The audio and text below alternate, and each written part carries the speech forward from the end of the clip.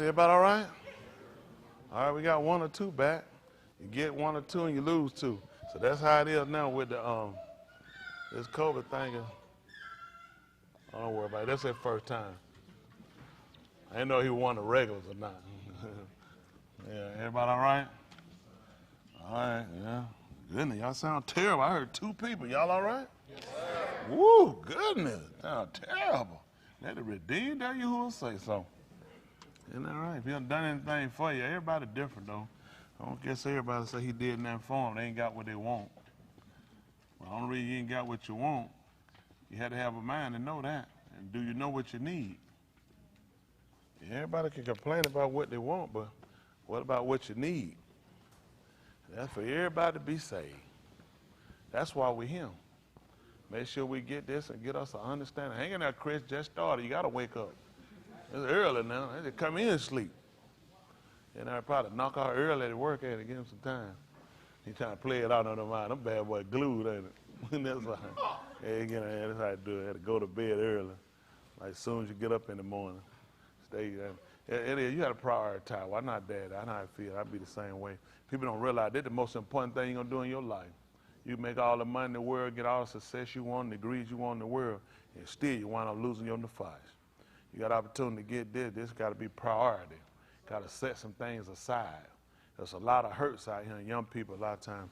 Well, and a lot of times young people, they don't understand that yet because a lot of them still under the roof and the safety of and under protection of and guidance of and direction of. You got here on your own, and you got to make your own roof and make your own way, and you realize just how volatile things are and how hard it is to catch up when you get behind. You'll never see catch up again. They folks be waiting on tax money to catch up, get that tax money, and realize I done borrowed all the way up to it. I was thinking I was going to be able to borrow, pay back what I got, and still have a lump sum, and realize, no, you still behind. That's life.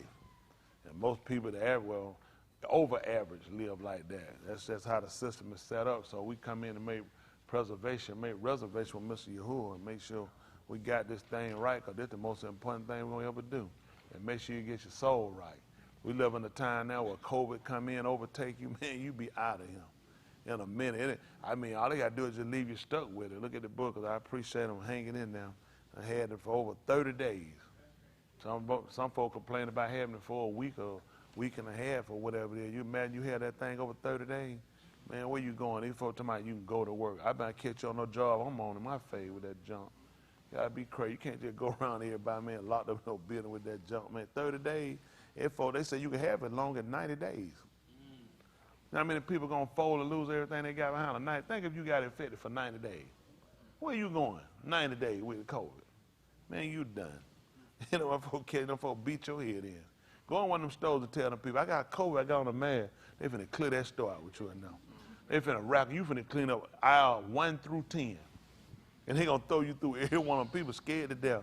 They scared for you to be 6 feet, but they gonna come close to 6 feet to break your neck because they think they gonna catch it from you. So I tell you, a lot of stuff we all took for granted, just going out every day, not having to worry about protecting yourself. Best thing you had to worry about is somebody digging in their nose or scratching their behind, touching something. You say, oh, don't touch that, wipe it. Now you gotta worry about, man, it's him. You just got over it. You ain't got a break. This stuff come right back around. So it ain't like the first COVID we had. This COVID here we got this time, you can have it and catch it right back in 5 days. You can catch it back in, they say, in 2 weeks. When the so-called president and his wife both contracted, you saw they winded right back up with it again. Isn't that right? They said Joe had it again, but it was Jill. I guess Jill and Joe the same person. Kind of like they said Michael and Janet was. I didn't know that Jill Biden was Joe Jackson's sister, mother, wife, whoever it is. Anyway, they all the same people. At that time, they're the same people. Do y'all know what? Have you seen Joe Jackson lately? But you seen Jill Biden. They the same people. Isn't that right? Both of them somewhere high in the way. Well, it's time to make sure we get this thing right, folks. Y'all ready to do that? No, y'all ain't ready. It sounded terrible. That's a terrible sign. You can put it down, sweetie. Everybody about to close your eyes up. Isn't that right? I know. But yeah, that thing was coming up more and more in her eyes. Otherwise, it's going to be, we had to look through the mask. Yeah, it's time to get it right. Y'all might well get ready. It's the new normal now. This stuff here to stay. And you know what the sad part is? At first, people getting scared. I need to get saved. I'm trying to It's not scaring people. See, what it teach you with people, after a while, people feel like they manipulate something, they get over. You don't hear about the COVID deaths no more. Remember all the big scare they had with the COVID? Why ain't nobody dying now? Why we ain't got the numbers of the dying? You got more folk catching it now. Why the hospitals and all these COVID lines ain't packed out no more? And these folks, now the folks, CDC talking about you can go back to work. Let me tell you, every one of y'all in here, CDC don't run this. Mr. Yahuah, and I get my order from Mr. Yahuah and Yahushua HaMashiach. CDC ain't never gave me no order. Don't tell me about what no CDC. They can kiss my all of it. They can kiss mine and my mother's. Talking about no CDC, you so what dead. They're the same CDC who told you lie about everything else. Now, watch out. Why how many folk pop with their monkeypox? They gonna get the black people. That's what Homer said. They can try to run in the margin with us and claim we together. We not together. And I ain't got monkeypox, but I'll cut the monkey fool on you though. Isn't that right? Put me on some good thick gloves and beat the piss out you. Isn't that right? Man, stuff, now that gonna get somebody hurt. You see somebody stole that monkeypox on, you gotta hurt them. Especially they reach out and touch and say, excuse me. They can't go but one way. That's just being honest. And you a straight man, you gotta go home. You gotta hurt them. And then it shouldn't be no judge convict you. You know you got monkeypox. You ain't got no business outside. You shouldn't be touching nobody. That's just being honest. It don't make sense. Even because you shouldn't be touching nobody. Why would you do that? I mean, listen, if I was a judge, I wouldn't press no charge. I'll beat you myself. Ain't that right? Said you should have been dead. Teach them a lesson. I don't get what's the fascination of people keep spreading this stuff. Or monkeypox, the COVID. You got to just step back out the way you get better. Leave folks alone. You didn't want it. You caught it because somebody was reckless. Why you want to be reckless? It's just all we doing to keep recycling. That's why people ain't getting better, because too many risky people. Ain't that right? Just start thinking about other folk than yourself. I don't believe in that now. I mean, I got a lot of different beliefs, but one I don't believe in is those people ought to get sick and die because they ain't saved. I don't have that belief. I don't want none of y'all going around claiming that and claiming you with me. I don't believe that. You weren't saved. A lot of y'all ain't saved now, so you should get it and die too, huh? See, you better be careful what you wish out on, what you put out your mouth on people now. Same thing come right back on you now. All these folks you want dead, don't forget now, you still living, you're a candidate to die. I wish they just die. What about you? You ain't right. They ain't right. You ain't right either. You ain't doing right. You ought to die too, right? Now I tell you, you start to think about this thing the right way how he did it, you start considering who you want dead and who you want alive. You fighting to live yourself. Let Mr. Yahuah do his job. Everybody gonna die, he gonna kill them anyway. The righteous and the wicked. All of them gonna die. Ain't that right? That's just how he done determined it. It's up to us to make sure you get it. But I can say this, ain't nobody can say he ain't gave you no chance. What we gonna say? I don't believe in that. See somebody dead. I'm not gonna be telling that lie, telling he ain't getting no fair chance. Then I gotta say Yahuah unjust. It ain't gonna come from me. Whoever Mr. Yahuah took, Yahuah Sadiq in everything he do. And is he unjust for leaving me here? Man, Sadiq, ain't that right? And he's Sadiq on who he take. Everybody, just be honest. A lot of times we take and we put a lot of stuff out because we conditioned by society. We look at people and we consider the age and the time. Sometimes some kids live too fast. You got some kid, man, they live for death. That's why it is. I seen some kid, but you like death all of them. I told about a kid one time, I told that boy, I said, man, you ain't gonna live to see your birthday. He hollered birthday with that next week. That boy died for his birthday. They were like, Smith, you done janked that man. That man, he was like, aha, my birthday, he told me, I didn't pay him no attention. That joker was dead for his birthday. They were like, man, that boy dead, man. You told that boy we're going to die. Well, I ain't got nothing to do with that. He dead now. But he lived for death. All he was doing, trying to impress. He kept on trying to do stuff. Just kept on. Try to tell you need to slow down. Just slow down. He just lived so fast, he had to die. These young folk we got, the same thing you had to do. And that's why I come in on parenting. See, had the parent done their job, he shouldn't have been out there. A lot of our responsibility. And then now you got your baby back dead because you didn't want a parent, you want to be a friend. You ain't believe in whipping. I got something, I know y'all don't believe in whipping your kid. Your kid come up and whoop you though. Go run your mouth to them. They believe in whipping. They believe in whooping you. Ain't that right? Go ahead and whoop. I guarantee they believe in whooping you, you whoop up on them. You ain't swung, you ain't gonna swing. Well, I'm gonna give you some of them then. You gotta keep a child in child play. The only way to do that every now and then, you gotta tighten them up a little bit. Tune them like a good talk. Get in there, turn that little button. Y'all, get all them strings together. Oh, these folks look sad, they don't know. I don't like that. They're like, oh, you talking about beating him. I ain't talking about beating him. I'm talking about parenting. I'm talking about keeping your kids out of prison. Keeping your kid from the other end, from the wrong end of the gun. And really, your kid from any end of it, from the front or the back of it. They ain't old enough, responsible enough. And got here, you pull that trigger, man, the beginning of the end of your life just started. Get out here and jump out here, and you done whooped up and then went and pulled that trigger, and you realize, boy, you got a lot more days behind that one time you pulled that trigger. But now you're finna suffer. Then your mom and them gonna come here crying and asking what the synagogue could do. Tell them synagogue done already did what they could do. I ain't got a dime in that one, boo. You won't drain up behind now, trying to get you no high-class lawyer, trying to get you out of jail, you won't listen. You got going down that road. I tell you what I will do. I will get you 1 pack of cigarettes and a honey bun. Use them wisely. You only got 20 in the pack. Isn't that right? If it's 21 guys come and want your booty, take one cigarette, break it in half, and say you don't mind smoking it without the filter, do you? That buy you just a little bit of time. That's best I can. If it's 21 and 20 packs, just pop it in half. And who don't mind smoking without a filter? That's all I can do for you. Y'all all right? Man, goodness, man, y'all are miserable. Goodness, y'all don't take a COVID test? Folks scared of them tests, ain't it? Folks got there and get the little thing, said, can you just rub it in my ear, put some wax on it? No, it's understand, don't worry about it. Mike called and tried to get him a haircut. The barber told me he called Wednesday, he wanted a haircut. He called the barber, asked him, could he cut his hair? He said, I got COVID. He called back Thursday, asked him, you still sick? Man, I just got COVID. Man said, so when it gonna be later this afternoon? The man just called it Wednesday. Mike called back Thursday, want to know can you get a cut. They didn't want to know was it gonna be later that afternoon. I don't know what I'm gonna do with Mike. Mike, why don't you call Jenny Craig? He don't call none of them folks. Jenny Craig. Who that other one had? Richard Simmons. He keep getting big. You know how to call Russell Simmons.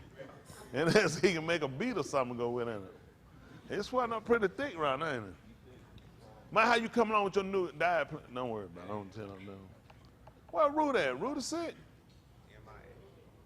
MIA something. Say Rudy is Maya. Is that his alternate ego? Y'all hear that we had to spell it so the kids didn't know what it is. He is M-I-A, Maya. Y'all all right? Yes, sir. Anybody know a joke? Good, keep it to yourself. Probably a dirty joke anyway. Hang in there, Chris. What you use on your eye to keep them closed like that? I know syrup would do it if it dry up and they're real. I wonder what they put on Jamie Foxx eye. They put some kind of glue on that, keep it like Ray Charles. Now you know what we could do? We could do the Asian Ray Charles. Y'all didn't say that before. Dun, dun, dun, dun, dun, dun, dun. Y'all crazy. These folks are crazy. They're trying to get right doing it. John, where you get that shirt from? They keep pulling my eyes over there. Hey! I don't want one. Now somebody stuck one and they thought I had one. You want one? You want one? That's okay. Y'all all right. Y'all so fun. Look at Lena looking at it. What you thought when you saw that shirt? You like it? For real? Well, some good sex you be giving them, boy. I ain't mad at him. Listen, you happy. Man, good sex make you like anything. Ain't that right? Woo! Ain't that right? The bed, you better hurry up and get you somebody. I hope you good in the bed, boy. Because you wear some weird stuff. Ain't that right? I know that right, boy. That grizzly hair on that back better pay off, boy. He'll wear some crazy stuff. Y'all gonna act like he don't wear no crazy stuff. That's right. You'd be surprised, but good sex can get you paid almost anything. It's gonna be tight, though. Especially if he pull out that triple peach tea. All them knives. The one that cut a penny. Won't cut no meat. Y'all all right? Yes, anybody own anything? That's what I need to know right now. Dang, I know you were, Lincoln. You own, what you own? Crazy. Hey, on crazy. First, one honest one. That's all I get is one honest. All I got is one honest member. What you own? Life. On life. Okay, you know, we got that too now. We on life too. I hope we ain't dead. Let me say this. If you go to heaven and I'm not there, you are in hell. I mean, told them people, you're like, are you serious? People that are partying, cool, all white on, everything, chilling, praising their God. And all of a sudden, I turn around and look, what, Pastor? Oh, we in hell. Are you serious? The man done baked everything on. If you get to heaven and he not there, you are in hell? That's like, that's tight. It might, well, I might just wait, just hold on to you, man. You just go together. It's crazy. I don't know what, man, and listen, people sitting here listen to this stuff. It was funny though I saw the little clip of it, but that's just crazy. I don't know, man. People can tell people anything today. Common sense ain't even common sense no more. It's thing people need to question. I appreciate the fact Mr. Yahuah gets an opportunity to put it on paper, to drop it, put it down, let you see it for yourself. So no more of people just telling you something. We need to know it for ourselves. We need to understand why we need it, and we need to know the importance of it. And that's something we really need to do other than people just keep saying you need to get saved. You need to get saved so you don't go to hell. You need to get saved so you don't go to hell. People kind of told us that, and in a sense it did, but it was just kind of too short, and we didn't understand the real severity of going somewhere and being in turmoil and never being relieved from it. And you know, the thing should drive any man or woman to want to possess salvation should be the fact that look at how many people struggling now. And you can't get from under water. Look at how many things you go through now that just overwhelms you. You know what I'm saying? How many times you've been overwhelmed in life? Just, I can't get from under this. I don't see no end. I don't see no resolve. I don't know what I'm going to do. I'm frantic. It's killing me. And yet you willing to die and go to Sheol? Man, after this, there's no way. I mean, it's not even a logical move. It don't even make sense. It's not even a good dumb business move start. It makes no sense. It makes every sense to get right. When you consider everything you're dealing with today and what you did, and whatever you ain't dealing with today, you'll be dealing with it tomorrow. With COVID out here, I mean, that alone could just change. I mean, you could be doing good, and you could be going, and you could pop up with COVID. You say, okay, I got a little something saved up, okay. And you off for 5 days and 10 days and 11 and 12 days, because usually 14 days, you good to go out, and then it's 16 days and 18 days and 24 days and 20. And your job, and why? That's just be honest, I'm going to have to let you go. I can't hold your job for no 35 days. I got to let you go. That's just done. Now your whole life done unraveled. Your family count on you. It's just so many things that man show us that who accounts for being off for 35 days? What job holding you while you take off? You better be on death. If you don't like support, you at 36 days, you need to unplug it yourself. You need to come out that coma, walk in there and pull that thing out and just boom. Because at that point, you might well be dead. These folks ain't got nothing for you. People don't care.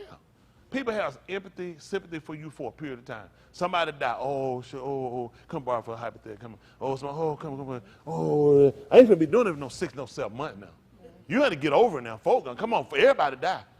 Y'all know how people get cold. Who finna be coming to your house for 7, 8 months, bringing in chicken, fried chicken from Popeye? How that stuff is, and then you got no coupon. The coupon, I said, you can't use no coupon for no 6, 7 months. Then you trying to get that cherry lemonade, trying to get all this stuff, the flavored drink. Then you trying to get extra biscuit. Folks, I ain't gonna be able to go in. Then you gotta keep toting, because you first come, you gotta tote the water. You gotta come in with some case, look like somebody come in with some cases of water. And I don't know why you talk quiet to folk dead. Hey, I brought some water. You like, no bother. We brought some water. Folks talk. You like. It make the devil just more horrible. Can you speak up? Why are you whispering? They're at the funeral home. It's just, you know what I'm saying? You got to be solemn. Then everybody got to write in the book. I just be looking at the book like, are these people going to open this up and read it? Why am I writing this book? Where's this book going? If it's going to Cassett, they're not going to read this book. There's got to write your name, say you been, but they got to put a little light and put on the table so you can read back and look, want to see how they wrote their name. Who else done signed? That ain't your business. I know because I've looked.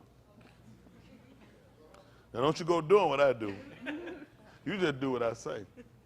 But why is it folk always whispering and so quiet? Y'all know that too? What is conditioning? They just feel like it's more sympathy.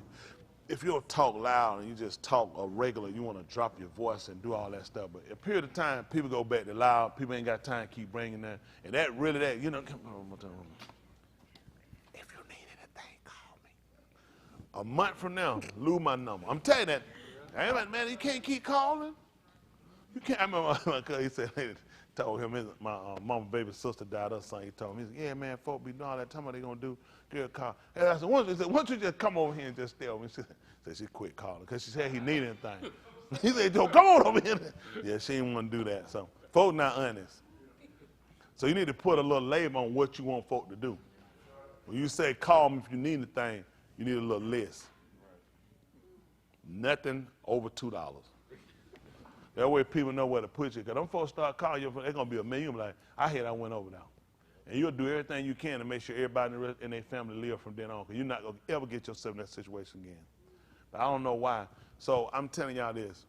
He allowing us to see all this stuff happen. So you'll just realize people only going to deal with you for a certain period of time. People ain't going to put up with you for so long. People ain't going to have your back like they saying for so long.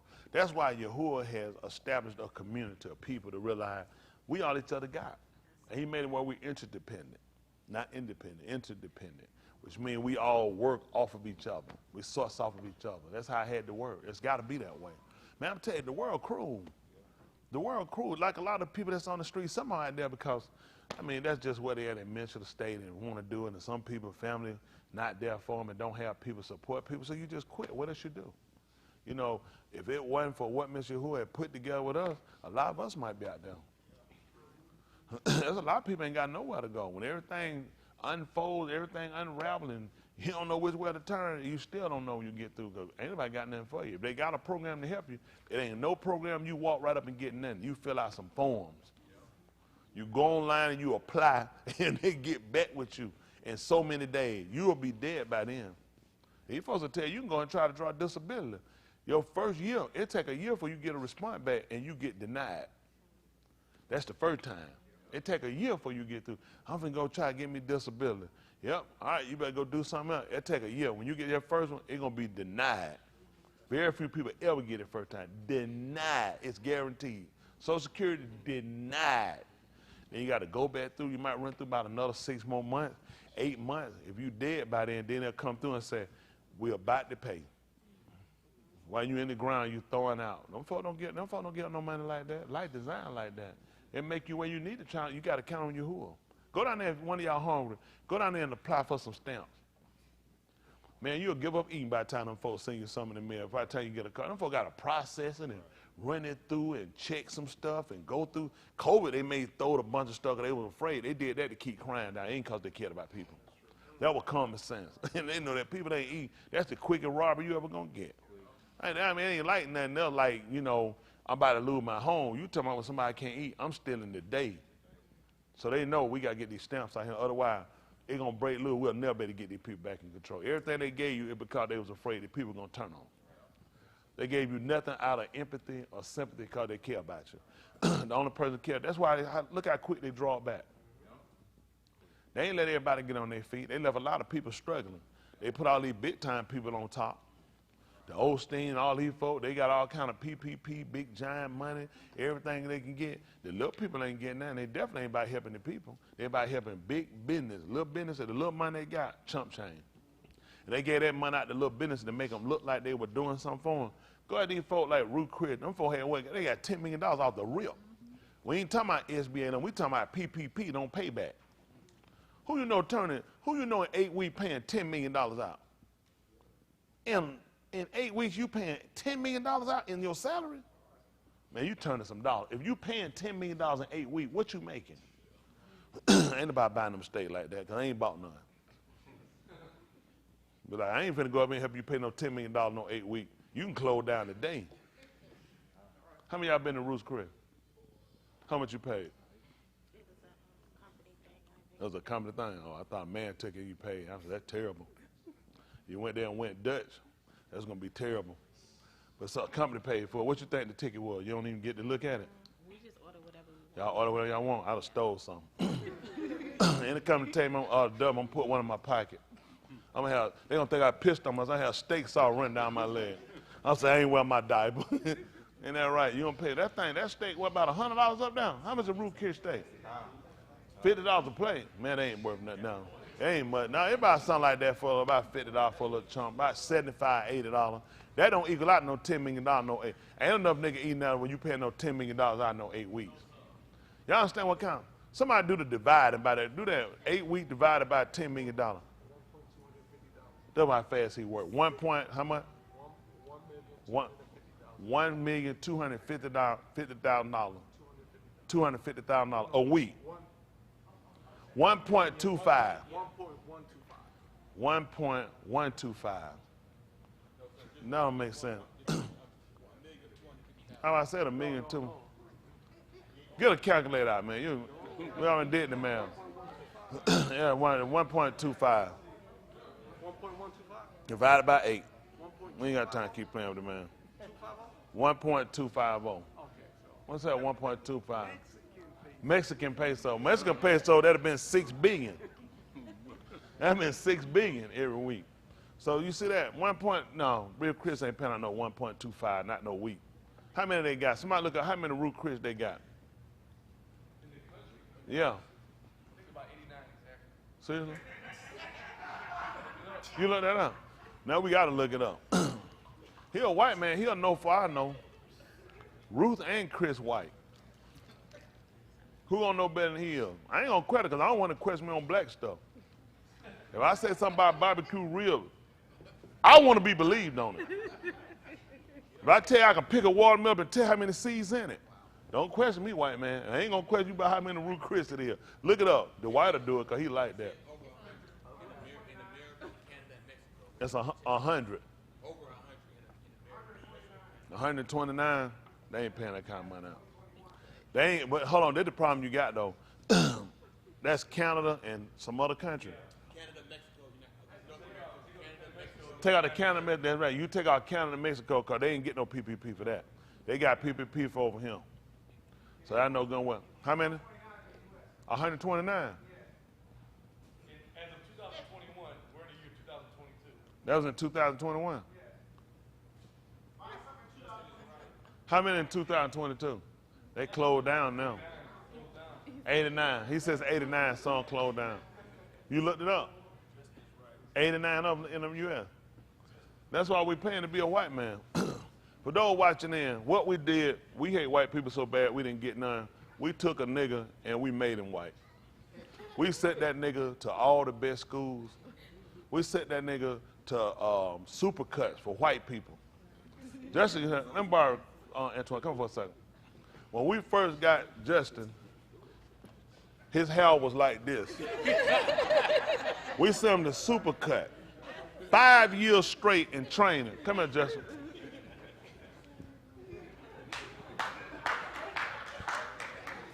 This is what we thinking. This is what we have. This is what we built today. Our own personal, special built white man, just for niggas.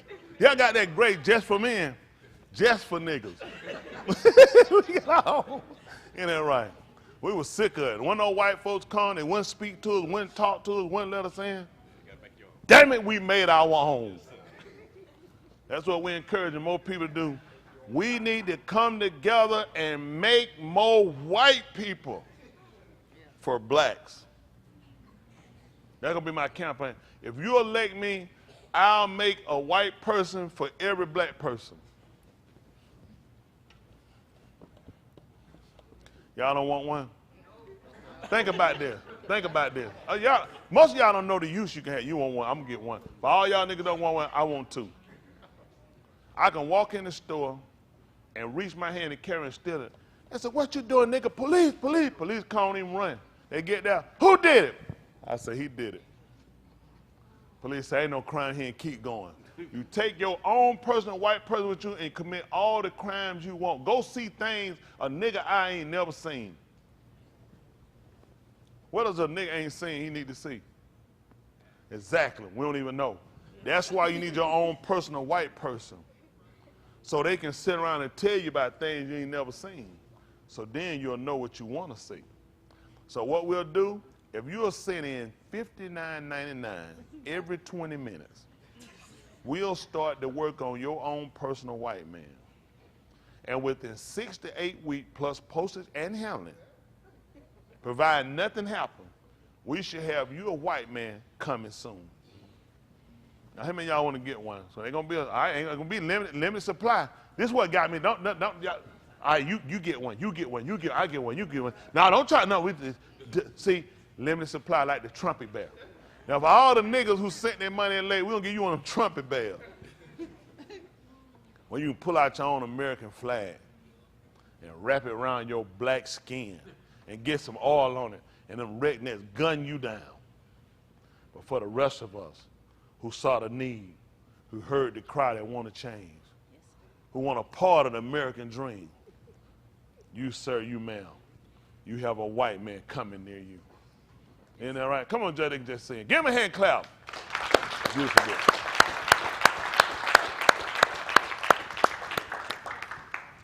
He's made of the finest. Look at him. Let me try to work. Let me just show why they think it just work. Now turn around, let them see it. Turn around up there. Give me a hand clap. Billy made it right here. Why there? Show him you can dance. See that? 100% white man. Now he done start pop locking and break dancing. The nigga had come back. We personally worked and designed to get it rhythm off. Hey, watch it. Come on. Dance it. Come on. See that? Give him a hand clap. When we first got him, he had a big, giant afro skin, just as dark and black and oily.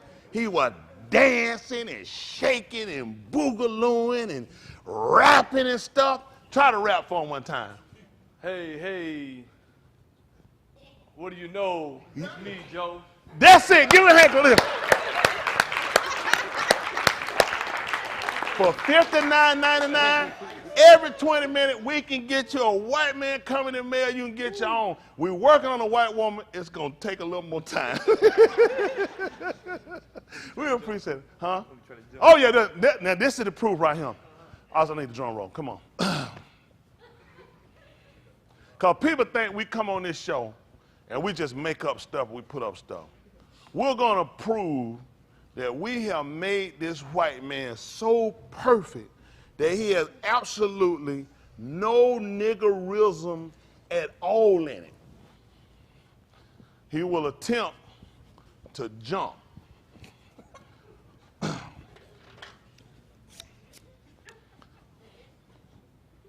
We're going to ask him to jump up. Now, any nigga back up, the average nigga, any nigga, even Ames Smith could jump up and do that. Could jump, spin, and go and touch. Look, touch the top of that one time, Ames Smith. Give her a hand clap. She black. Y'all seen it for yourself. Y'all seen it? No trickery. That's what, no trickery. All here, no camera. Y'all, they ain't see no blink in the camera. We're going to prove that we have actually made this white man and there's no black in him whatsoever. He will attempt with all his white power to jump up and touch this. And you will see it is virtually impossible for a white man to jump. Drum roll, please.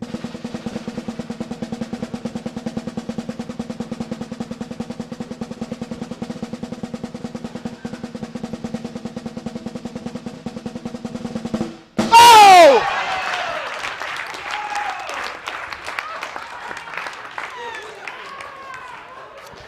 We appreciate you. No, hold on for a minute. Really? That proves again he a white man. What they do? We stick our hand up. See that? Thank you, kids. We did it. Right here in our own special laboratory, we can't get an address because be too many niggas showing up at the door trying to get to turn white, and we can only do one at a time. So, whoo, it's a lot of work. We appreciate everybody, and we'll try to move on now. I know what some of y'all thinking. He can do that for me. We can't guarantee it.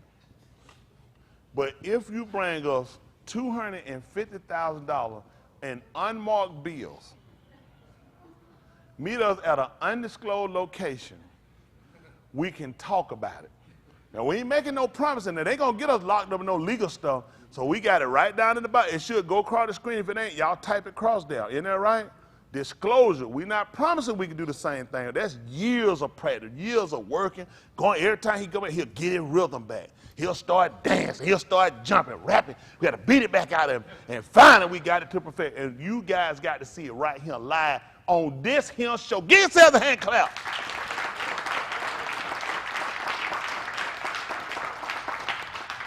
Whew, I'm so proud of us. All right, we're going to try to get ready to move forward. Come on.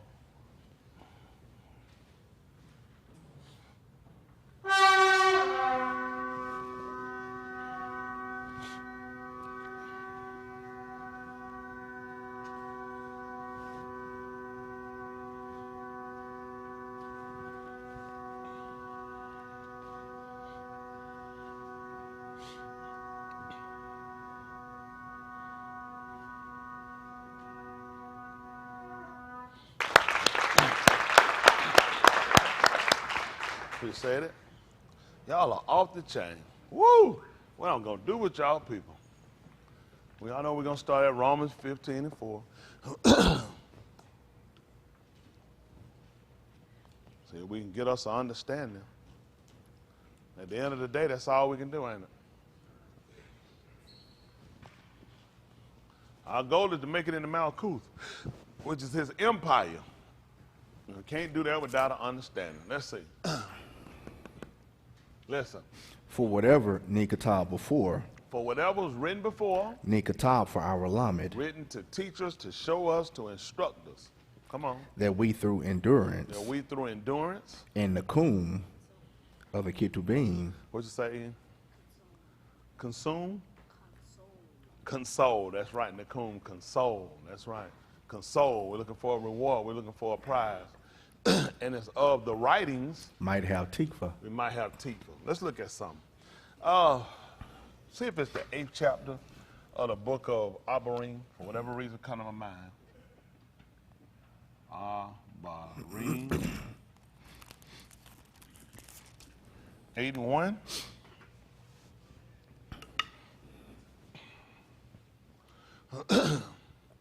For those watching it and not familiar, this is the Word program. You can go pull this up so you can follow along. Some of the people have King James perversion they read so we can do comparisons. That's what we want to be able to do. It tells us in 1 Corinthians, I think the 2nd chapter, about comparing Ruachni things with Ruachni things. And we comparing things that are carnal with carnal. So we start to deal with this. We look at the word Elohim as Ruachni. Now they're telling us that what they translated was Ruachni, which is spiritual. So we're trying to compare it against something that's closer to what he established so we can see where the differences are. Right? Our whole goal is to get to perfection. You can't get to perfection with imperfections. And that's the problem we've had. We had a book that's full of imperfections. And the problem had been we've been trying to get to perfection. But it's virtually impossible. See, they never gave us the King James perversion. They never gave us any of these writings for us to get right. It was to keep us, it was to dilute the truth. Y'all got it? That's always been the whole agenda of these people. When Yahushua told us that he was the Malak of the Yahudim, what did they want us to put? What did they say? What did they tell him to say? What did they tell him to say? Tell them louder. That's right. I know y'all were following me. He's exactly. So it's a different when you say something. You'll forget if I write it, you'll go back and read it again. So let's not put that he is the Malak. Let's write he said it. See, the whole goal is just like when you preach. Most people don't know. You know what it means proclaiming? You know how you say, nigga, you claiming for life for holler somebody. Nigga, you quit claiming stuff ain't yours. Always claim, yeah, that's my cousin. That's my, nigga, quit claiming stuff ain't. So that's what they try to look at when you're preaching. Basically, you're trying to proclaim something. So we're telling people that what we're teaching is what it is. We ain't proclaiming nothing. This is what it is. Y'all got it? They wanted to make it look as Yahushua was some self-proclaimed person, yet he had all the attributes, all of the features, all of the ideas, all of the working of the Ben of Elohim. See, typically, when somebody says, you walk and you say, well, this is my son, this is my daughter, people say, oh, okay, there's somebody there. But you know what they're doing? Who know what they're doing? They're checking you. They smiling, they checking. They looking at you, they looking at the baby. Oh, and their mind already processing. This ain't that nigga, baby. Okay, that's amazing. That's amazing. People start looking at attributes. If your kid can got some unique quality of doing something, can play or sing, whatever, and you like, yeah, that might, they gonna look at you, you know what they look at? Nigga, you can't sing a lick. How that's your child? But am I making this up? This is how we typically operate. If it's yours, then you should have something in common with it. So when Yahuah, he let us know what he had in common. Hold what you got right quick. Sit at the 5th chapter of the book of Yahuah. Yahuah, when we come back, 5 and 17. Yahuah, they call John.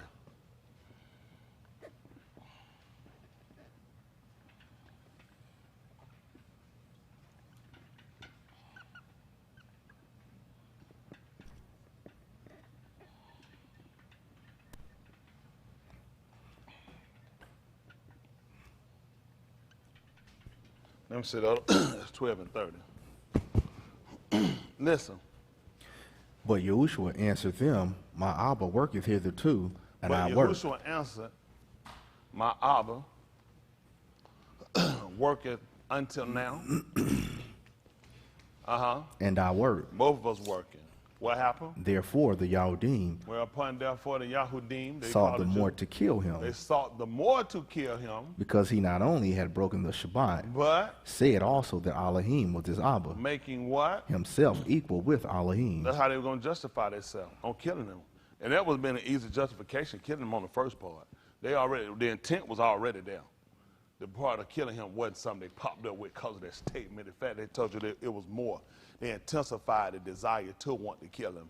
See, when they found him working on the Shabbat by healing people, that was enough to justify themselves in killing them, looking like they weren't murderers, but looking like they were keeping the Torah. See, these people will do the same thing with you. They'll look and pose as though they'll follow the book, and they'll find something in it to try to tie you up, to try to kill you. You just didn't know that, though. See, the people that work these sources around you, these people also work to tie you up. They work to tie me up. This is what they do. They find occasion and reason to take you out so they can justify themselves. Y'all got it? Even when it came down to Daniel, what did they tell you? What did they use? They used their own Torah against him. We already knew when Mushar and them found a man picking up sticks, he went to inquire Yahuah, and Yahuah told him to do what? Kill him. Kill him. He had worked on the Shabbat. Yahuah told Mushar to kill him. So now when these people sat up and they said, let's kill him for working on Shabbat, who was actually going to go against them? All you had to do was go back. See, that just shows you, too, you can even justify yourself in doing wrong. That's why it's such a need for us to have an understanding, because you could be doing things and it can look right.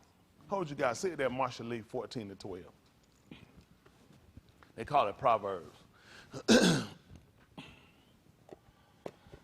Marshall Lee, which is adage, something concise. Marshall Lee. Is that 14 to 12? So now we'll look at the Greek, which is an older writing than the Latin. Unfortunately, we stuck with this writing because this is about as much they're going to give you for now. But we got to start somewhere to get to where we're going. That's the thing about it. You got to filter through all the slime, the mud, the rottenness of all of these different nationalities that work together to put us in this situation. I won't tell you no lie, I said this is direct, accurate. But the fact is, you got to kind of film through all this stuff to get to the truth. That's how they put us at. You can do all you want and pray all you want to. He's not finna Lord. We ain't found about it yet. He don't lower down the original Sefer to him yet. Isn't that right? But it's a matter of now looking at how honest you are and how serious you are about getting to the truth.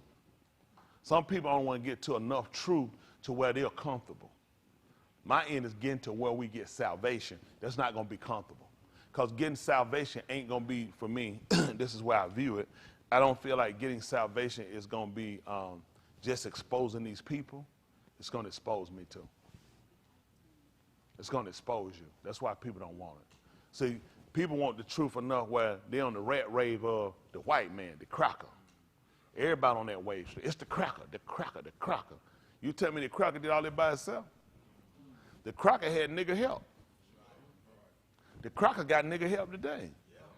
See, you get to the real truth, it'll start unfolding, and some people that you trust and you love, you'll see them too. That's why people stay away from it. You start seeing your wife, you start seeing your husband, you start seeing your children, you start seeing your grandmother, you start seeing your uncles, your aunts, your best friends, your girlfriends, your boyfriend. So people say, I don't want that much truth. I don't want that much truth. I'm telling you, truth will have you by yourself. That's why Yahushua was the result. Why everybody wanted the truth while he went wild, a bunch of people went with him. People don't want the truth. People only want enough for them to what their comfort level of truth. Salvation gonna go further than what you want. Right. That is, to get it, you gonna listen. The man said you're gonna know the amount, and the amount gonna make you free. Yeah. So you think about this. Ain't what a man like Shimshon. Man's strength unknown, everything. You know, he was his biggest problem. He was his biggest problem. And he had to find that out. He was his biggest problem. He was his biggest problem at the end. With everything that happened to him, he was able to beat it and overcome it. Then he gave in at some point. What's the point of being this strong? What's the point of being able to do all this and not having somebody in your life you love? Everybody got to love somebody. And that somebody that he loved wound up being the very thing that took him down. Wound up being his father. He opened up and he told her all his heart. That wasn't the first time. He told me before he wound up finding out. So what are we going to say? He fell in one of them situations he couldn't have known? The woman he married burned him. The woman he married burned him. So now he get this one. What happened there? This probably something that just popped up. He ain't had no idea she looked trustworthy. He said, I'm bad at picking women. I'm bad. And the bad part was when he picked the first one, had somebody told him about probably staying with his own. I can't think about. You said, what happened? His daddy told him. Said that you'll go and take one of them. Because it just show you, in order to find yourself out, you got to see yourself. When you see that your eyes plugged out and you ain't know where the person you was and everything stripped and taken from you, you realize, I made this mess. This is my mess. And I'm telling you, the truth will put you in sometimes some difficult, precarious situation just so you can see who you are. Even with me, all of us. How you going to know who you really are? You ask the average person, you'll have some people, well, you know, nobody just going to truly typically just put themselves down to the lowest of the worst. Because you always can see that ain't so bad. I'm not like others. It's some people worse than me. It's some people did some stuff. I never do it. But the stuff you've done, it's some people say they'll never do it. And they've never done it. So we all tend to grade things sometimes by our own ideology or our own social groups or peer groups sometimes. Versus Yahuah wants to see one way. The only way to get us one way, it got to be a consensus on, first of all, let's all agree that we wretched. Let's all agree. The only way to see him for who he is agree to who we are. It ain't going to work. He pop up, he all righteous. He's Sadiq, righteous, Sadat, just. He's Talmud, complete. And, you know, I ain't too bad a nigga myself now. How much reverence I'm going to give him when I ain't a bad nigga myself? You know what I'm saying? I'm a pretty good nigga, too. I ain't going to, you don't think about it. You got somebody come out of basketball court just hypothetically. They come out, they real good. You're like, everybody, man, dude, good. You're like, man, I ain't no slop myself now. So how you looking at this guy you talking about? You grade yourself, but I don't care how great he is. I'm somebody myself. Yahuah can't use me. He means to recognize who I am. And that's the hardest thing for a lot of us to do. Don't fool yourself. It gets deeper than what we know. Some things about ourselves we don't even know. Because certain things we deal with are internal, and they don't come out to certain situations or issues happen. Yeah, that's it. Don't let this alarm you to throw you. It just alerts you to know he's pushing us to that point so we can be the better us. Y'all got it. We're looking for things from him. And in order to recognize or get these things, to receive these things from him, the first to recognize who we are. Y'all got it. I'm nothing without you. Y'all got to understand who made you. You look at a man like, we talked about EU. A man, the best of anything we had, yet when he looked at his illnesses, his sickness, and all his loss, he went right back to looking that there is some wretchedness about me. I mean, you really think about that story, it's like, well, how was he lying? Because the man started unfolding, unraveling about himself. That there are some things about me. Although even Yahuah said, there is none like him. Yet when he was reproved, when he was tested, he was put to the test, he looked at, I am nothing. I am a person with some defect, and there are still some faults about me. Because you got to look at who you compare yourself against. Yeah, of course it's none like him. What Yahuah said in Shemaim? Couldn't have said that because he looked at that's why I said. That's why I said. So you definitely weren't going to compare with this. Among them, but when I come back and I start to do things to you, then you start to recognize that even in your righteousness, there's still some things about you. But you know what we do? We try to exclude that from ourselves. And a lot of times that can be the very whole of the why we don't get to perfection. Tommy. And I don't want to be that person to have a belief or have a thinking that regardless of what I don't do, that I'm still where I need to be. Y'all got it? Now, a lot of things I used to do, I don't do anymore. I don't want to use that as though I'm better because there's still some things about me that still have to be unraveled. You know what I'm saying? Sometimes we look at the big stuff. You know, so I ain't no big liar. What did I say that I didn't say? I lie. It ain't to the extreme I used to. I ain't no big hoe chaser. What I just say? I chased them whole, but I ain't nothing like I. See, certain things you say almost make it as though you're okay because it's not to your extreme. But he look at, yeah, I gotta touch you on that so you can see yourself. That makes sense to y'all? See, sometimes we're caught to folks somebody, I ain't no big hoe chaser. You know what I'm saying? I ain't no drunk.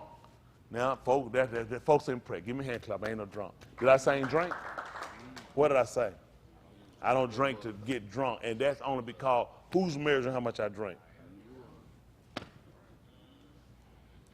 See, sometimes we say things, you say things to a way that you cover yourself with people. He hears us.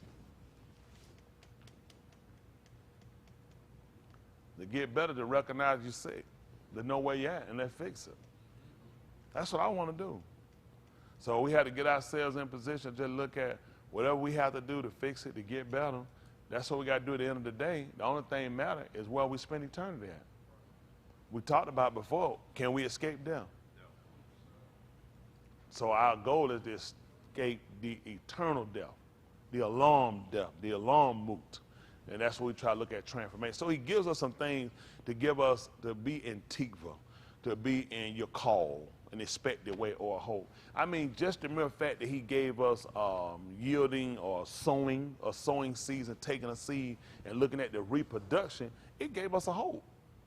Let me tell you something. Any man that don't understand the sowing of a seed and the seed regenerating what it is, because this is what the Hindus and others do.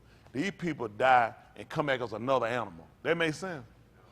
But see, it do from a stupid, because Shaul writing what messed them up. He said that which you sow ain't the same thing you reap up, because you don't sow a seed and pick a seed. You pick the benefit from the seed. That's what they mess up at. So now you justify the reincarnation. I die, I come back as a cow. My uncle come back as a flower. He come and dump on me, or I dump on him. You see what I'm saying? Just foolishness. But what he tried to get us to understand, so you can get a better understanding, so you can process dying and transformation, because that's one of our biggest problems. One thing kills it, the dying. But when we watch a seed, how many of y'all ever had a seed before? How many of y'all had a seed when it was like fresh from something, whether it was from and you planted to grow it? I mean, when you say you had it, you planted to grow it. Okay, you took the seed when it was wet, when it came. Did you remember the seed fighting to stay alive? Do you remember, like, if you took a wet seed, when you tip like from a watermelon, those seeds are wet, a plum, or whatever it might be, if you planted it, it's got to dry out. It's just basically got to dissipate. All the water has to just go from it. You can't do anything from it, anything with it while it's in that state. And that is the most crazy thing, because it's yet still alive. It still has a bearing to it that you can't use it until it completely gives up all. That's the only time you can use it. Now explain to me how he used me and I still got. I could take a seed out of a watermelon, wet seed, plant that seed right in the ground and get watermelon. Not possible. Which means that seed has to still bear some form of a life until it completely drains out. Y'all got it? That's the only time it can be used to a benefit. You know, a watermelon seed, if you let it dry and you grind it up and you take it, it had helped medicinal purposes. You know, if you sit there and you chew it while wet, it won't do nothing for you. And you ain't going to believe it. It almost seems as though you have no benefit. Not while you're in this state. All the benefits come in from the seed when it dies. I mean, go figure. How much benefit did we really get from Yahushua until he died? Oh, that was nice about it. You know, he did feed, what was it, 5,000 men? And they never hungered again. Let's see. Let's get this right quick first. Listen what he told them. And other one, get me that 525 Yahuah 9. I got to come back in some kind of way, work all this too, right? But they ain't going to let me get away with that, is it? If my name was Reb, they wouldn't bother me. Let him use you and knock them sisters off too. Listen, 14 and 12, listen. There is a Darak, That what? which seemeth right unto a Ish, But what happened? but the end thereof are the Darak of Moot. That's right, the depths of Sheol. Well, they put hell right there, Sheol for death, because they look at the grave, no doubt, no doubt. They would probably put Sheol in there for it. 2 Sheol, one representing the grave, the other one represents Sheol, the eternal burning. So now we start to look at, now what that tell me? There is a way, a Darak. Can we look at what Darak means, please? Which we know way because we say way. Let's get a lot of times using English different definitions are different. Because you got to figure, they spoke a lot plainer and simpler. English has a lot of filler. Y'all got it? That's why you'll look at the food having it being processed. That's what they do with the word. They process it. They use some chemicals, other enhancers to put in it. The word don't have it. All the word has is an effect. That's all it has. It has an effect. End of the story. It don't have no processor, no filler. It hasn't been chemically made or anything. Yahuah has fashioned it to his liking. And it does. He said, and when I send it out, it don't come back to it accomplish what I gave it to do. You don't believe it? When Yahushua sent out the 12 Talmudim, his 12, he should lock down, they didn't come back till they had done what he told them. Why would they do otherwise? Why would they come back and pray, Lord, I ain't go everywhere you told me to go, Lord. I ain't say everything you told me to say, Lord. That don't make sense. He said, I've given them thy word. So when he sent them out, they wouldn't have came back to accomplish what he told them. That's what he told you. He said, when it gone forth out of my mouth, it won't come back to accomplish what I told her. When he sent Yahushua out, he told her that the word was with him in Barashit, didn't he? And it was made basar, flesh. And where did it dwell? And you ain't gonna believe when it came back. When he told you the 17th chapter of the book of Yahuah, I finished the work. Why would he do it in a way it can't come back? See, they've been looking for something to come. The word became flesh. He told you it was with him, and it was him. So when he went and sent it out, only way Yahushua would go back until he had finished it. He was like, why would you come back? That makes no sense. That's why when people tried to kill him, it made no sense. It wasn't gonna happen. Because I sent it forth. It can't come back until it accomplishes what I gave it to do. What sense it gonna make? He gonna pop back and he ain't done the work. That's why them people that they never could have killed him. It made no sense. They killed him where he going. The breath going back to Elohim, which is the Ruach. It can't come back here not to accomplish what I told it to do. Hello? Okay. That's a Darak or Derek. Derek is how they pronounce it. Derek. A road as trodden. Most with trodden is going to be walked on or tread. Walked on. Y'all got it? A course of life or mode of action, often adverb. So a course of life or mode of action. So that makes sense. When he told us to stand ye in the Darakim, is plural, and see. See, because what you do with the eye. You know what they do? They just look at, no, you're taking knowledge of. You're looking at appearances. Y'all got, you're acknowledging. There's a lot of things are happening when you're looking. Y'all know how we've been looking, and now, let me say this. Before we understood to learn what the was, the working of the which is just simpler as the eye. We never thought about the eye having all that involved in it. You just look to look. What's up? Nigga, what you looking at? I be taking knowledge of. I could be acknowledging. I could be looking at appearance. All these things make a difference. So he's telling you to stand you in the way and acknowledge. Look at the appearance of all these different things that you do. And then he told you to do something. Ask for. Isn't that right? The ancient. That's what he told you. Ask for the ancient. Not just, oh, ask for the ancient. What's the oldest thing we got? So that's why we read and what we start doing. We going back. They tell us the old they got. We got to go back and look in the Greek for now. Because we're trying to get back to what is the way that's the oldest. And we're looking at the appearance and we're taking knowledge of it. That's why people not getting what they need. Because they're not looking in pride. You look at stuff, you just look. They say, did you see that? You go, oh, what? Because we don't look at things the way they looked at it. Y'all got it. They looked at things differently. Remember in Barashik, when he established the whole place, that changed the dynamics of how you use the Because the first thing we looked at when he established, he said he put an ot there, which was a what? Sign. What did Yahudim see? So I ain't going to look the way you look.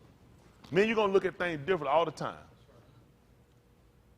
Man, I ain't think about all that junk, man. I ain't got time about because I seek a sign. See, your book told you he put one here and one there. So that's why he told me to look up. What did he tell me to happen? So I acknowledge that from appearance. All the things he told me going to happen are all appearances. Nothing he told me get ready to happen, it's going to be just stuff that's just going to be, it's like a feeling you get in your gut. You know, when you got a boo-boo and you squeeze your butt cheek and you can't let your thigh loose, that's how you know. They'll mess your drawers up. That's what you done. You ain't going to be able to stand like that for so long. And if you hear a goober, you done. You know, squeeze too hard, you should let it came on out the back. But that's another broadcast. So what are we trying to do in that? Through appearance, through knowledge. All the things you see, when you hear wars and rumors of war, all these things, but they start telling you about it was going to be earthquakes in different places.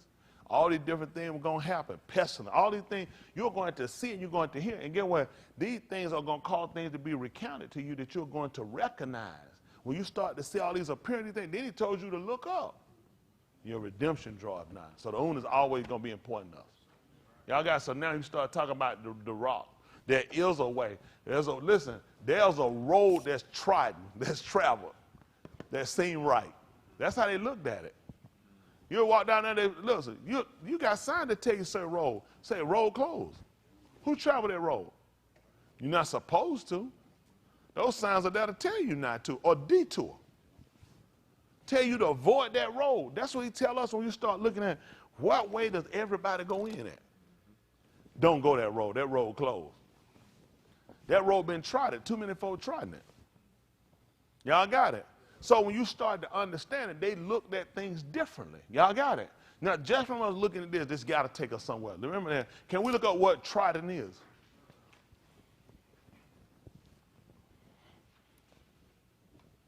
I think I'm missing an R. Oh, yeah, that too, ain't it? Yeah, that too. Yeah, I could probably smell it like that too. Trodden. Walk in a specified way. They got to set one's foot down on top of, trodden. They saying walk in a specified way is what they look at. So that's what he look at. The way man walk, you got to look at. You got to look. He said that there's a way that seemed right. So there's a way a man walk that he think is specified. He said, but that end right there will put you down the depths of Sheol. Because they'll feel like, I mean, what's wrong the way I walk? That's why it's important for us to understand what he legislates. Y'all got it? Now, to show you the difference of it, let's look at the 35th chapter, 8th verse of the book of Yahuah. Some kind of way we probably get back over here and tie this stuff back up. Let's say, they call it Isaiah, Yahuah, 35 and 8. Let's see what he told them. Listen. And an highway shall be there. Now the Greek said there shall be there a pure Durak. Listen. And a Durak, and it shall be Kara, the Durak of Kodash. All right, Kara for call. It's going to be a separated way. Listen. The unclean shall not pass over And there shall not pass by there any unclean person, which means they're not going to try it because it's a specified way and you're not going to find them now. There's no way they're going to come because it's going to be Shabbat. Man, I'm not going on that street. That's a dumb street. One husband, one wife. Retarded. I wouldn't go there. He sat up trying to show you. He said they can't go. They're not going to be there. That's a specified way. Y'all see that? Listen. But it shall be for those. Hold on. Neither shall there be. What just happened? Neither there shall not pass by there any unclean person. Neither shall there be there an unclean. The way not going to be unclean. He tell you about the way. He tell you the way won't be unclean.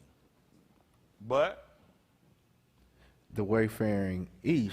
He called them the dispersed, which a wayfarer would be a traveling man. And it was dispersed, the people that have been put out.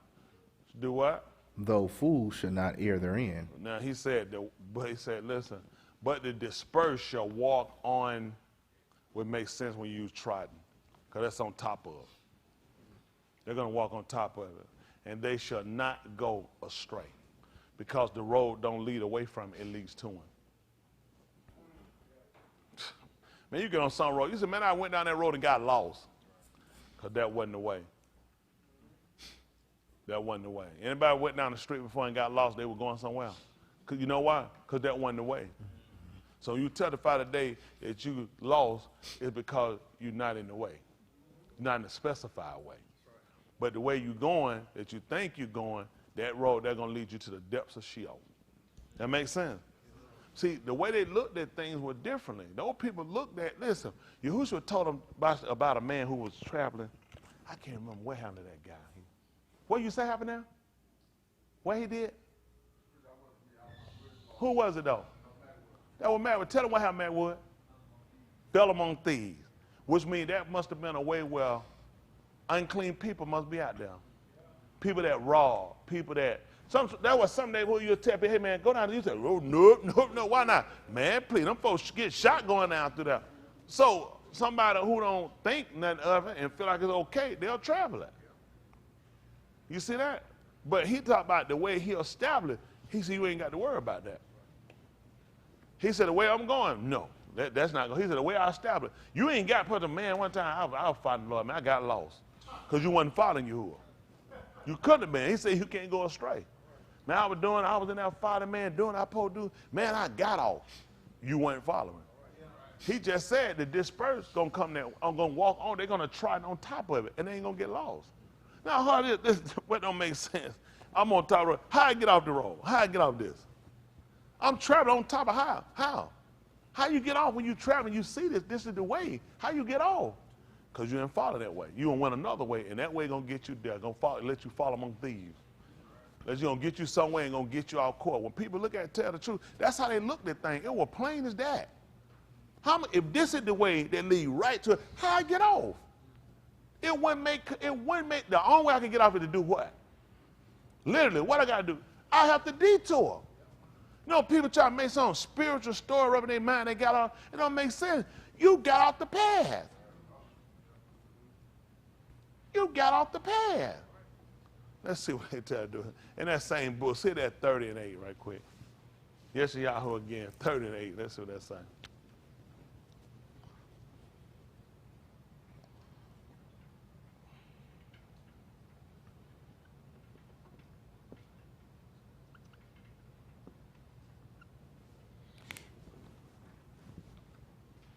That's what he told him.